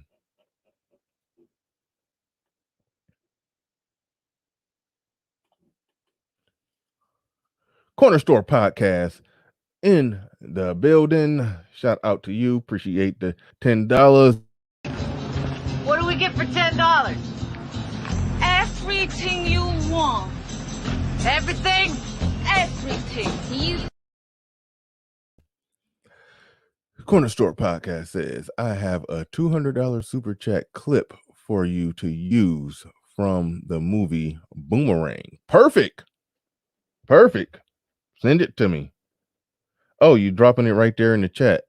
I would rather you just email that to me. Yeah, I would much rather you email me that. I'd much rather you email me that because it's actually kind of difficult to stop everything in the middle of a show and go look at a clip or go back and find the part during the clip where you dropped that so I can keep up with it. So yeah, go and do that. Yeah, see, you just sent me the clip. It's 2 minutes and 40 seconds long. I can't sit here and watch that. But yeah, no, good stuff. I would rather you email it to me. My email is in the about section. I appreciate you doing that. I definitely appreciate you doing that. Because I got to get to work on my clips. Stream Team Means in the building says, Bernard Riley, any guy would get red pilled if they went through what you explained in your interview on Mr. Palmer's channel. Absolutely. And I had a brief moment of red pill rage. I did. Before, I don't even know if I knew what red pill was at the time, but I had a brief moment of red pill rage. Fortunately, by the time I made it to YouTube, I was past the red pill rage stage. So y'all never heard me raging out, even though maybe some of my earlier content back before I was going live, maybe some of that was a little rougher, but not really. I probably was more I don't even know. I'm not even gonna get into that, but I definitely went through a moment of red pill rage. And it can be healthy, but you shouldn't stay there. It can be healthy to get it out, but you shouldn't stay there. You definitely should not stay in that state. It is necessary to grow from there. Like even if you don't ever get to the point to where you feel comfortable, even if you don't ever get to the point to where you will be in a relationship. Like there's some MGTOWs who's like on some, nope, I ain't never getting in a relationship. I'm gonna stay single. I'm gonna travel. I'm gonna just do my thing and make my money and live my life. And every now and then, yeah, definitely have a casual sexual relationship with a woman here and there on my terms. You come and go as she please, and that's not come and go as I please, and that's that. No strings attached. There's some guys who get to that state with it, and they're not upset and they don't hate women. They're perfectly fine and perfectly happy. I think the guys who tend to stay in that state a little too long, in the red pill rage state, could very well be those that become red pill aware. They get in red pill rage, but they also happen to be more on the non-select side of the scale, to the point to where, yes, I understand what women are, and I don't have access to them either sexually or relationship wise. Then you could end up being black pill, not black pill like BGS or Zero, but black pill like the black pill channels where they I'm not going to name them, but there are certain black pill channels where it's black pill is synonymous with incel, and incel has a certain ideology attached to it where they hate women. Well, I've met some incels in real life that didn't hate women. They just were incels because they wanted to have sex and they failed at it miserably. And one guy I know, great, absolutely great guy. He just was 5'4" and was built like Samwise Gamgee in Lord of the Rings. He was literally built like a hobbit. He was 5'4" and he looked just like Sam in Lord of the Rings. Yeah, he said he hadn't had sex for 2.5 years, not through lack of trying. Great guy, didn't hate women, but there are some who are in that situation and they have a lot of the ideology, the incel ideology or the black pill ideology, and that manifests itself as somebody in the chat room who, comes off like they hate women. So I understand it from that point. I don't know if that's Fresh and Fit's chat room. So I think what he's responding to is guys giving fair critique of women, or maybe a really harsh but fair critique of women. I think that might be what he's responding to when he's saying these guys hate women, because I've seen the chat rooms of guys who just outright hate women, like no questions asked, no ifs, ands, or buts, nothing to talk about. I've seen the panels, I've seen the chat rooms. They exist. I don't know if that's Fresh and Fit. Because I mean, if you're there to, because they're dating coaches. So if you're there to get dating coach advice, I think I don't know if you're in the hate women stage. But when you're in the there's no hope stage, then yeah, okay, that may be something different. Before the Billion said he used to be an incel. Were you an incel just because you wanted to have sex and you were failing at it, or were you an incel, or was it that and you also had the ideology? Because you could be an incel without the ideology. The guy that I was referring to had a very happy disposition in life. He just understood that, hey, he just couldn't get on with the ladies. And somebody, Mike Jack said he didn't save. I mean, he didn't have $40. No, this guy had, he was a blue collar worker, didn't make a whole lot of money, but had like $30,000 saved up in the bank. I learned a lot of my money saving tactics and strategies from this guy. He was, he was a great guy. I learned how to get on my money saving mission because of him. Because we was working the same place for the same amount of time. We wasn't making that much money, but over that amount of time, he had $30,000 saved up in the bank, and I didn't. I was like, oh, I got to learn. Teach me. And yeah, keep your overhead. Shout out to the Gone 11. Get your mind right, get your money right, get your body right. Even though Sam from Lord of the Rings didn't have his body right, but he did have his mind right and his money right, and kept his overhead low and his savings high. And that's what it's all about. My overhead is extremely low right now. Extremely low.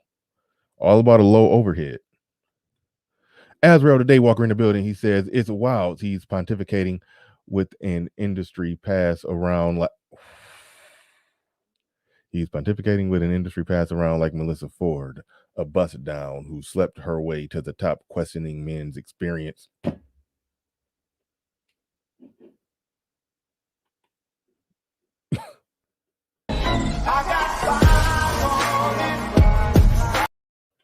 Appreciate the 5, but damn. Goddamn.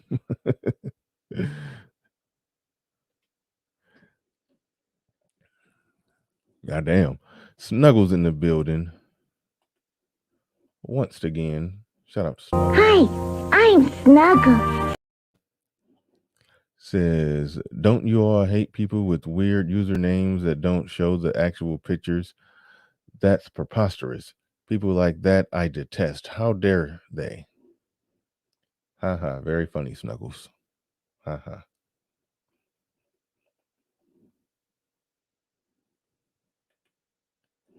Wizard X in the building says, I don't think the 5'4" was an incel.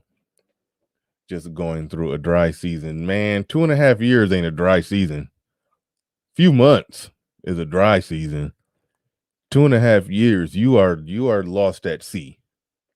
You are stranded on a deserted island. You are cast away. 2.5 years, you talking to Wilson. Like, come on. Come on. Like 2.5 years is a long time. That's a minute. So no, that's an incel. That counts in my book. That counts. I don't know where you draw the line. I mean, I would say a year it could very well get to the point to where you're an incel. Even though I will make an exception if somebody has a really high standard and failure to get that standard, they're just going to go it alone. That's not really an incel because he sort of volunteered it. So I can respect that if he's saying I'm basically volunteering to not have sex until I get exactly what I want. That's not an incel. That's voluntarily celibate until I get what I want. Somebody said incel light. Chief BD incel said incel light. Fitty fresh. I'm short too. No way. I'm waiting 2 years. I'd buy it first. And this dude had money. He had money, but he wasn't buying. Just wasn't into, just wasn't his thing. Wasn't his thing.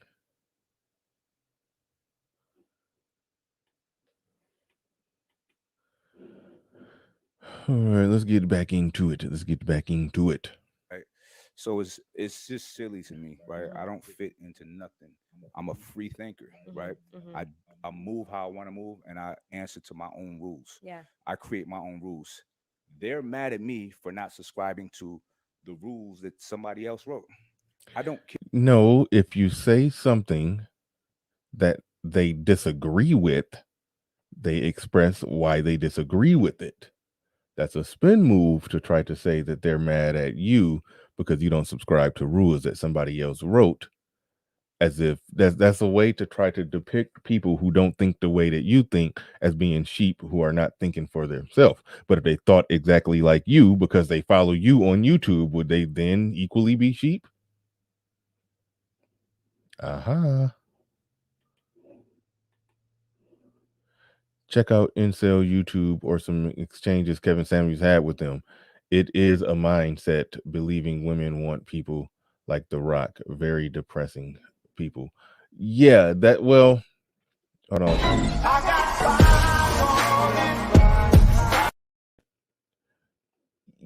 It is a mindset attached to it. It is an ideology attached to it.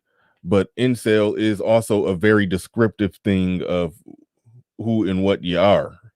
It's not just okay. Let me rephrase that. Let me word that better. If you want to have sex with women and you're failing miserably to do it, and a certain amount of time has gone by and you still have not done that, then yes, you would be an incel. Your ideology is irrelevant.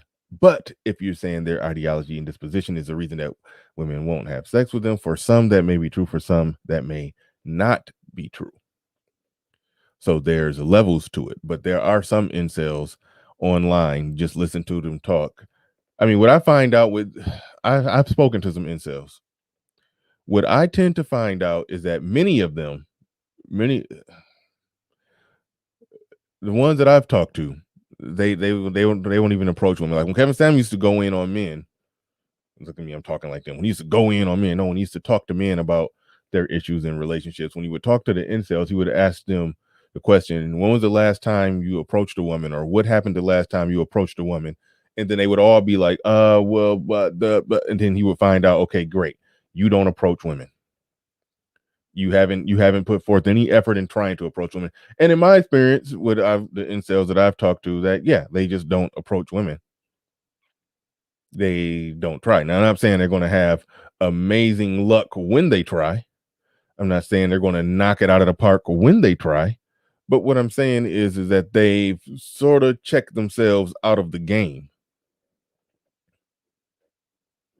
That's in my experience with the ones that I have spoken to. Here. Yeah. I don't even know it all, and I don't want to know. They got a kick out of saying, well, he doesn't even know the whole thing about, and I don't want to know. Right. I don't have enough space in my brain for that. I got other shit I'm trying to understand. I would and challenge memorize. somebody to say, okay, there's a subscribed notion to this indoctrinated way of thinking, and what the fuck does it get you? Here's the thing. All it does is make you mad. They're mad. These guys are mad. These guys in the comments are mad, right? And they're mad at me, and they're trying to belittle me. Their whole thing is understanding because they had this women. idea about you. It's understanding women, right? Mm-hmm. And they're saying, I seen today, it was a brother. I can't remember the name of his podcast. Excuse me, my bro, but I actually like your podcast. What's the name of his show? It was a black kid, and he just spoke about it. Mediocre Controls and Reviews. Clickbaity. It seemed like we were going at it because the picture looked all crazy and shit, but he was very reasonable in his assessment of a video that Sean and I did talking about red pill, what women really like, whatever. Yep. So, but the comments was just silly, right? And it's like these guys in the comments, they're talking about, well, red pill is all about understanding what women want. Now, one thing the guy said, and then they all adopted what he said. They said, well, Mike, you never have problems with girls, but look at you, like you're a genetic specimen, you're successful, yada yada yada. I'm like, hold tight, hold the phone real quick. I was skinny as shit growing up. My nickname was Skinny, right? I left high school at 130, right? When I stopped fighting for the first time, I think I was 23. I was 158 pounds, right? I didn't even get close to 200 pounds until I was 31, 32, right? So I was a thin guy all my life, right? Yeah. But my confidence was this big, right? And I didn't have money on my life. And they also said, he's a good-looking guy with a great physique, and he makes millions of dollars off of that. Yada, like stop. No, I make money with this right here. There's plenty of people in my industry that look better than me, more physically attractive than me, better physiques, all of that. They don't make any money, and they're trying. You know what I'm saying? Plenty of guys swole, all of that. They can't get a girl to save their lives. You know what I'm saying? So, and I made money before this. You know what I'm saying? So I've always put myself in a position of leadership with this. Has nothing to do with how I look. Now, first off, anybody who's done that much to improve themselves, became an entrepreneur, became a millionaire, physically fit, killing it, knocking it out the park, great job, 100%, no criticism there. I applaud that. I'm inspired by that. Let me just make that very clear. He has not stated or shown where the guys that he's responding to have, from Fresh and Fit's chat room or from Mediocre Tutorials and Reviews chat room, where they have said, I can't get women. But that's practically what he's talking about. He's talking about it from that perspective, as if they've said they can't get women. Either that, or he's implying that, well, you do all of those things and then all your problems with women will go away. Well, I wonder, was the situation where he was hiding in the bathroom from the woman that was attacking him, was that before or after he became successful and got swole? So women don't stop being women, but yes, if you improve yourself drastically, then yeah, you get more access to more women. The more women you get access to, the more you can cycle them in, cycle them out. If you see any little slight bit of problematic behavior from a woman, she gone, she done. It's over with. She finished. Shout out to Nagone. She's highly finished. Yeah. Yeah. So improving yourself, yeah, that does get the job done. But it does not negate what men are saying and whether or not it's true or false. It's just basically saying, I'm a muscular millionaire who got money, who could be in a room with 8 women and look around and realize I've smashed 6 of them, and the world eats out of the world is my oyster. Like, you saying that does not refute what men are saying on a broad level. That goes back to that macro micro thing that we was talking about yesterday. On a micro scale, yes, I've solved my problems. I had my problems. I went through my divorce. When I got back out there on the dating market, women were on some bull. And had to learn quick, had to become a quick study, and I figured the game out, and I got it, and I'm good. I'm all right. That don't mean women stop being women. They still be on some bull, but I understand what I'm gonna deal with and what I'm gonna tolerate. But that doesn't mean men just need to shut up when it comes to discussions about women and how women act, because then men just go back to being ostriches, head in the sand, blue pill, thinking women are made of sugar and spice and everything nice. So when I hear people saying what he's saying, it's almost like you trying to stifle the discussion amongst men about how men should react to the world that they live in. Because, like when he said that, yeah, people get hurt, people in relationships do bad stuff. You're going to end up getting hurt. That's life. But men shouldn't be talking about this. So you don't want men talking about life. Do you not want men talking about the realities of what goes on with women? Do you like that's where it gets confusing for me? And then I got to put somebody in the white knight category where they're basically just saying, oh yeah, I lived that life. I experienced those things. I've had a woman attack me, or I've had to hide in the bathroom, or then I became this super successful dude. Now I'm having sex with all these women. So I'm seeing them with their mask off behind the curtain, how they really operate. So I know everything that y'all saying is true. Just don't say it. I don't want to hear I don't want to hear you say it. Because it hurts women's feelings. Like that's what it comes off like when somebody is doing that. And I didn't even realize I'm almost 2 hours in on this bad boy. So I'm about to wrap this up. We're going to open it up in a little bit. Look, let's talk about that. So I got into boxing at an early age. I wanted to be strong. I wanted to be a capable man, right? And as I got older and older, I just wanted to always be capable and able to protect and yada yada yada, all of that shit, right?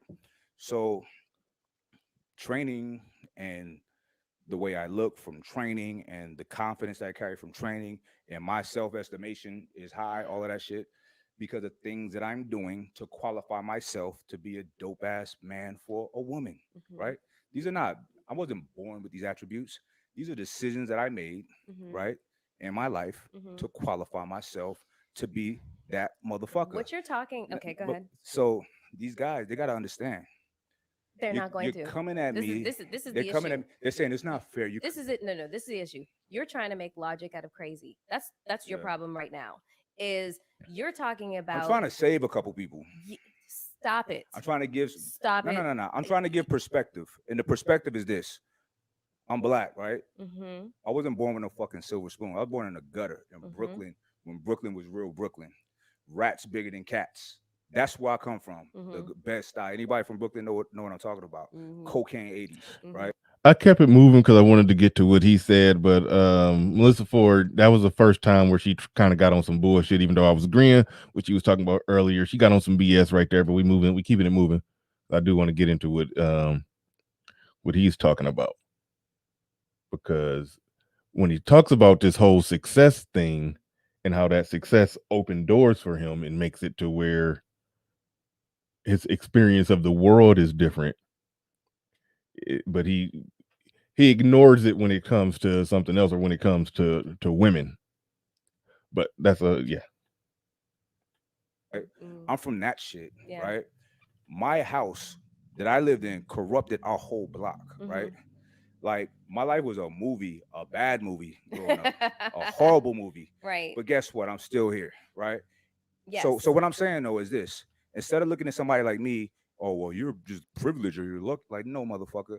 I work my ass off for everything that I got, and I'm still planting seeds. Still, right? Do the same fucking thing.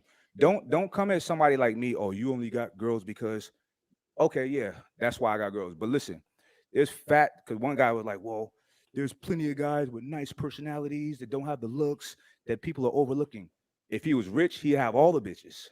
There's plenty of unattractive motherfuckers with the bag that gets what they want. That's fucking. That's a real vibe. That's true. So if you don't have the looks, get the money, and you got the girl. Yeah, there's no fucking excuse. Your shortcomings with women is because of you, not because of women. You know what's so funny? Not because of women. I know. You know what's so funny to me right now? Now, what's interesting right there is when somebody, starts out disagreeing, if you let them talk long enough, they'll end up making statements that we all agree with. They'll end up making statements that we all agree with. Now, some of y'all may not, there may be varying levels of agreement and disagreement with what he said. But the truth of the matter is that, yes, if you're on the more unattractive side of the scale, yes, if you get rich, then you will get access to women. Yeah. Now, I didn't know the whole conversation was about access or not access, and that's where they tried to spin it to. But yes, you will have more options when it comes to women if you have money. Now, that does not mean that all of a sudden that you can just get on autopilot in your dealings with women because they're just going to automatically act right because you got money. I referenced earlier, and I hate to use celebrity examples, but I like to use examples that everybody know. Bow Wow had money. He still had his face beat up by that damn woman. Homeboy right here got money. He said he was still hiding in the bathroom because a woman was trying to attack him, and he didn't want to accidentally hurt her when he was trying to defend himself from the attack, so he just hid in the bathroom. So there are some problematic women, and there's nothing wrong with men talking about the problematic women, but it's what happens is they try to pretend like this red pill space does not deal with or talk about at all how to counteract it, how you should move as a man, how you should learn as a man, how you should operate, how you should understand women and their nature and the things that they tend to do, and you should have an understanding of where you're at and how you stand grounded as a man and what you're going to tolerate and what you're going to expect and what you're going to do to build yourself up. They make it seem like that don't get talked about in this space. Even on the pod, the two references that he have of the manosphere, Fresh and Fit, Mediocre Tutorials and Reviews, they talk about that all the time. That's something that both of them talk about all the time. So then it just turns into a very goofy thing where on one hand he acknowledged in his own way that what's being said is actually true, but then he gives his solution and counter to it, and his solution and counter to it is the same solutions and counters that manosphere channels come up with. So then it begs the question, okay, what in the manosphere do you actually disagree with when we really break down and pick apart everything that you're saying? Oh, you just don't want to hear women criticized. That's the only thing that I can come away with that he actually has a problem with. He does not like to hear women criticized. Thus the label white knight. And let's be precise and use the right words. It's white knight and not simp.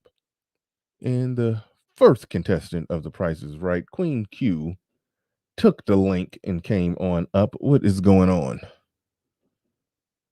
Hello. Morning, Bernard. How are you doing? I'm doing good. You driving? Are you driving? No, my husband is. Oh, okay. Yeah, I could tell you. No, my husband is. Go ahead. Yeah, I could tell that there was some background, but no, it ain't that bad. It's cool. Go ahead. Can you hear me? I just wanted to come up and put this out there. I think that you guys are expecting a man who doesn't know anything about red pill, who literally went to Reddit and looked it up to have a grasp and an understanding of what this community is. And I think for people like him first coming into the space, they're not going to know who to go to be honest. Like, for example, when I first got introduced to the red pill manosphere was Tommy Sotomayor. That was my first introduction. And you can imagine me being a woman, how I reacted to that. So you really don't know what examples he's looked at to give him understanding and why he does not want to associate with it. Because even last night, I would say that he had a lot of red pill ideology. He just didn't call it red pill. And it's almost like you have people it's one of those things where it's a duck, but you don't call it a duck. No, I understand what you're saying, but see, here's the thing. When you've lived life and you have experienced life, I can't give a pass when you give us your past experience and it line up with some of the things that we said. You build yourself up, become successful, rich, and a bodybuilder, and then your experience with women lines up with everything that we said. Like he basically had his pick of the litter. And then when he say problems that he had with women, with some crazy chick was wilding out on him where he had to hide in the bathroom. Okay, yeah, you still experiencing some of the same old crazy stuff, and it lines up with everything that we say. Then when he gave solutions, how guys can, deal with women and how women operate nowadays in this modern time, it lines up with a lot of stuff that we say. So he understands everything that we're saying. So that's why I just come to the conclusion that, yeah, he's white knighting because he's hearing women being criticized and he don't like it. That's just the conclusion that I'm coming to with it, because I don't think he disagrees with much. He's just white knighting. What's up, Bernard? No, and I agree with you. That's why I said I'm 50 on his points. Because a lot of the stuff I'm like, okay, now, bruh, you cap. Like, especially in Jessica X's show, some of the stuff I was like, you're capping. I feel like this is cap, but I do understand where you're coming from. That's my thing. I don't consider him a simp or anything like that. I do believe what you say. He's white knighting for a lot of causes that don't need to be white knighted for. But I would go call him a blue pill or a simp. All right. I'd like to say something real cool. I'm gonna pass the mic. Well, shout out to you, Nagone. I'm gonna go to Officer Faulkner. Queen Q, you got okay, good. You muted up because you got slightly bad background noise. I'm gonna go to Officer. So no, I think that's Nagone with a little bit of noise too. But hold on for a second, Nagone. I'm gonna go to Officer Faulkner. Then I'm gonna go to you. Go ahead, Officer Faulkner. Come on, Bernard, say it with me. Woo! Woo! There you go. See, okay. I'm gonna just tell the facts and the fiction versus the fiction of this shit. I work out. I make decent money as an officer. Pretty damn good, actually.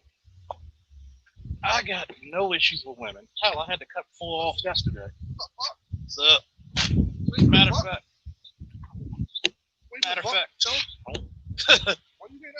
hold up. I'm gonna just put it to you this way. You get even more issues the more successful you become with women. For example, you get into a situation like you get a woman who knows you're a cop. First thing she's gonna go is try to file a domestic. More problems. Fucking with your money. See, he knows, and I like Mike Rashid. Follow him on YouTube for a long time. But when you cape it for women and you know this is just straight cat, come on, man. Your problems are gonna be even more. The more money you make, the more careful you have to be. Straight up, right? Do you hear me? Yeah, we hear you. I mean, really, you can't say if 100,000 or 100 million men have the same issue with women because of this culture and the environment that let it persist. Are you wrong or are they wrong? Let's take a very scientific approach to that shit. Like, yes, I believe men should work out, improve their bodies, improve your money, improve your intelligence, improve your soul. Mm-hmm. That should not be because you want a woman. That should be because you want self-improvement. Women are just a byproduct. Hold up. But I'm gonna pass the mic. All right, thanks. Appreciate you coming on up, Officer Faulkner. Shout out to King Dodongo in the building, and also shout out to David Dixon. Says when it comes to discussing these issues, he's literally doing what Obsidian explained in his book. Let us know what specific part of Obsidian's book are you talking about, or what did Obsidian explain in his book? But without further ado, shout out to Nagone 11. If I understand it right, I think you said you followed the brother as well. I'm just not hearing about him. He's brand new to me. I didn't know nothing about him. But Nagone, you got the floor. You got the mic. Okay, yeah, real quick. I've been working out pretty steady for about 8 years, hitting the gym like a savage. Been watching Mike, heavy for a lot of years. Mike knows what he's doing in the gym. He hardcore in there. I've seen him simping in the weight pit and called him out a couple times on it. But at the Who end called of the him day, out? Yeah. We said, Mike, no simping in the weight pit, bro. We did that. A couple of guys laughed. But then again, Mike jumped up one day and was like, get your mind right, get your body right, get your money right. He jumped out there one day with that. I was like, that's my nigga. He watching, he watching. So, like I said, the dogs are going to follow the dogs because, we in the weights. We hitting them crazy. We all 400-pound bench presses and over. So, we live like that. But the reality of what Mike's game is money. You guys have to understand that. Gym owner understands the gym game. A trainer made a lot of his money there. Women are going to comprise 40% of the gym crowd. He's going to come in here. He's going to come into space, talk about that. But he's not going to go against what also is going to help him make a few dollars. You can never separate the money from what's going on. And that's a big part of what drives them. So just like a lot of guys who even come into this space, they push a lot of stuff because there's money behind it. So there's economics. And man, like myself, damn 60, been around the dough, understands what it's all about, knows it's the money. So the money is a big part of what drives them. I don't want you guys to lose sight of that. Mike certainly understands the effery that goes on with women and so forth. But, he's got women trainers and so forth, in his gym game and his training game that he makes money with. So there's only so far he's going to go to critique or even alienate them. So, a guy like myself, I don't give a damn. So I'll tear him out the frame all day long and not think twice. But Mike is not going to do that because there is a large financial incentive. I just want you guys to understand the bottom line on that. All right. If you're unclear, now you're clear. I'm done. Yeah, I just thought about something. You said I knew you was well into them 50s, but you said you pushing 60 and you pushing up how much on the bench press? I'll be 60 in December, and my current bench press right now, I did one rep max of 500. That was back in well, actually it was for 3 reps, but I had 2 of them were assisted. That was back in 2017. But my max, I would say, is somewhere around 450 or so that I would try safely now. But but the 400 range, I'm still in the 400 club. That's wild. That's wild. Man. Wait a minute. That's it. That's it. Man, cut it out. First of all, a lot of spotters, they don't want to be around that heavy ass weight, spot. I get 3 spotters when I go past 4. Even though I can rep 405, I mean, I still get about 2 or 3 spotters. When I'm going towards 5, I get 3 spotters. And I had 3 spotters on the 5 as well. All right, but the thing about it is at my age now, I don't want to take because when you hit it, you really have to have fast muscle twitch. If a lot of leg drive, you got to know what you're doing on the bench at this weight. You and I, we're not novices. We're experts at how to play this game. But you run higher risk. Yes, sir. You gotta do it. See, a bench press is a total body lift. You gotta dig into the ground. You gotta have the curve in the back. You gotta make sure your shoulders are locked back. The arch and all that. I mean, you know what time is. Leg drive plays a very heavy role in that because it's a full body exercise. But at the end of the day, you don't want to tear a pec because I almost tore my pec on 405 doing 12 reps 2 years ago, and it was a small hit, but it was a warning. So therefore, it's at my age now, and listen, with the weights I lift at my age, 0.1%. I'm one out of 2 to 3 million guys who can do this, especially at my age group. I understand that, but aging is a factor, so you have to look at that. You can't push the envelope like you did when you were younger. And if I tear a pec or something else like that now, I'm finished. So there's no need to push that. I'm not putting 500 and 600 pounds on my back anymore. I'm not doing these types of things at this stage because I don't have to. Right. But there was a time when I was a hell of a man, and I can look back on those days and say I did it. But as of now, I'm trying things a little different. Still a hell of a man, but I'm not going to test the game the way I used to. No, yeah, almost 6. If you doing what you just described at damn near 60, that's amazing. Yeah, that's amazing. Well, you can go to my channel. I'm there hitting it. Yeah, you know what I did? I saw that a while back. I saw you. I saw you on the weight bench a while back. Yep. Yeah, Q. one arm dumb 50s, 160s, and all that kind of butter leg gangster shit. So few men are doing this, but at the end of the day, it is what it is. It is what it is. But I'm not trying to get hurt out here today. I'm not trying to get hurt. Right on. Anyway, yeah, be careful. That's it. Be careful. Yeah, Q Mullis in the building. He said Melyssa Ford herself talked about how she used to put her hands on men until one of them hit her back. She's a practitioner of BFF. Thank you for the super chat. Appreciate that. Zero in the building says Mickey McRoyd is a liar. I don't believe it when people act like they don't know what something is when they're in the middle of what that thing is. Pretending you're ignorant to act cool is rule number one. Shout out to Zero. Appreciate that. And Charles Merchant in the building with the $10 super chat. Appreciate that. And without further ado, to take MTR's word or phrase, we're going to pass it to Obsidian. You got the floor. You got the mic. Yeah. What's going on, everybody? And how you doing, Bernard? So I've heard about Mr. Rashid in passing. I was too busy to go into the tall grass with all this, but just from a bird's eye view and from what I've seen in your presentation, I'll make my statement. Actually, it's a form of a question. So my understanding is that Mr. Rashid came to the awareness of the Black manosphere by way of the Fresh and Fit show. Do I have that right? As far as I know, that is correct. Okay.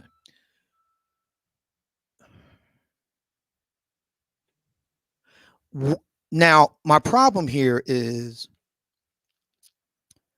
I don't see exactly what it is that Fresh and Fit is looking to achieve.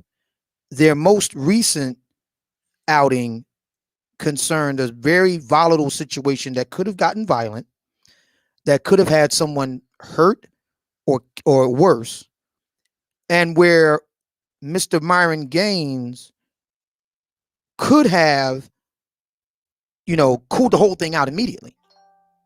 All he had to do was just give the Black woman in question her consent agreement form back. He refused to did it. He refused to do so. So I guess, and that was on the heels of a few other incidents that have occurred on their show. I'm trying to understand what is to be gained here. What discourse is to be had here? Because it seems to me, Mr. Rashid, relationship dynamics, and so forth, that does not seem to be his ballywick. His thing is fitness. So I'm trying to understand what the problem here is. Are we debating the man's opinion? If the man holds a dim view of red pill, that's his opinion. He has a right to his opinion.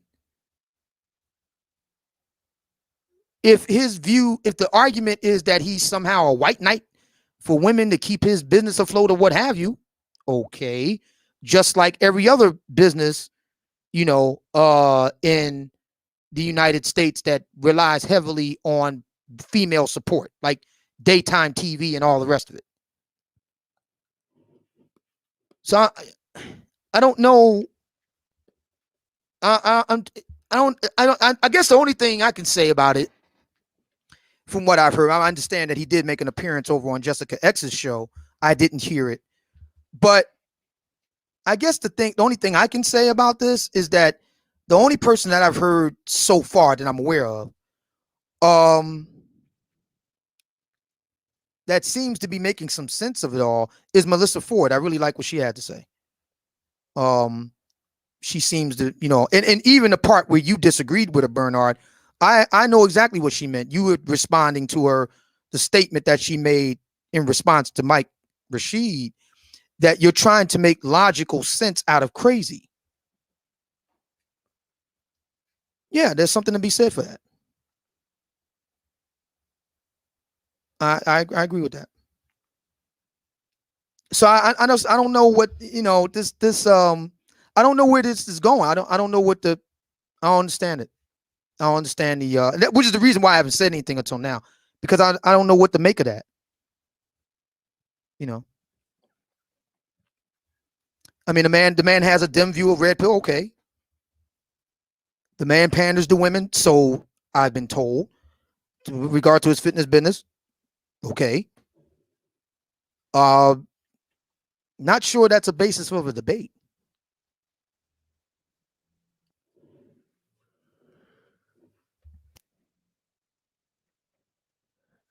You've never responded to someone who said something bad about red pill, the manosphere, or anything of the sort? I've never invited someone to have a discussion about inherently contentious topics that they know little about and are likely to have a, at best, cursory, if not just straight up derogatory view of. Okay, that white guy who was married to the white woman who said something about Kevin Samuels, you invited him up, and he had a dim view of these things and very inexperienced in his view, and you invited him up, and y'all had the conversation. And I made it known throughout that conversation just how ignorant he was. Matter of fact, we had two conversations. One was over on Jessica X's show. The other was on mine. And in both instances, I was keen to point out to him empirically that he didn't know what he was talking about. Yeah, that's what everybody's been more or less doing with Mike Rashid. My understanding is that he was invited to discuss fitness. No, they were talking about on Fresh and Fit. They were talking about women in life and everything. Those conversations get all over the place. They get into dating and mating and all of that. Okay.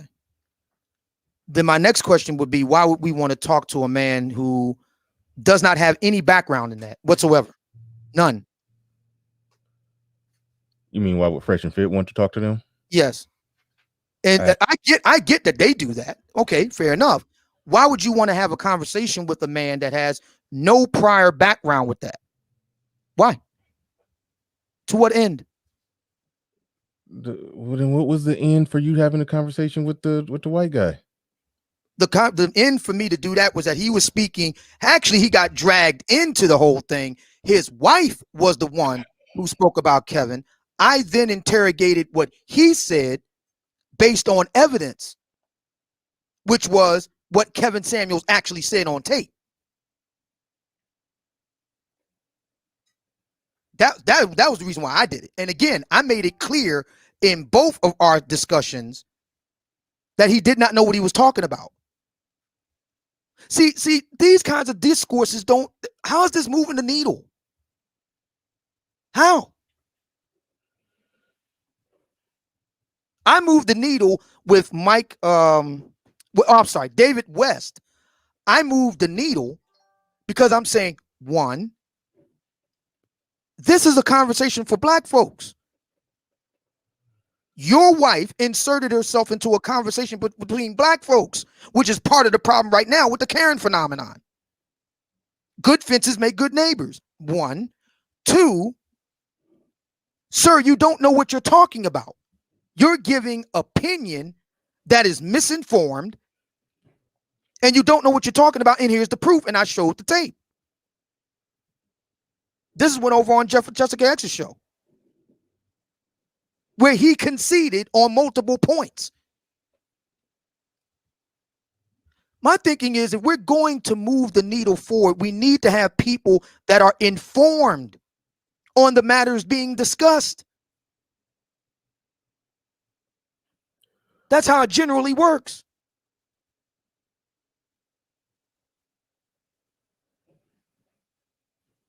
We have to have people that are informed so we can have reasoned discourse, not a cacophony, not a free-for-all.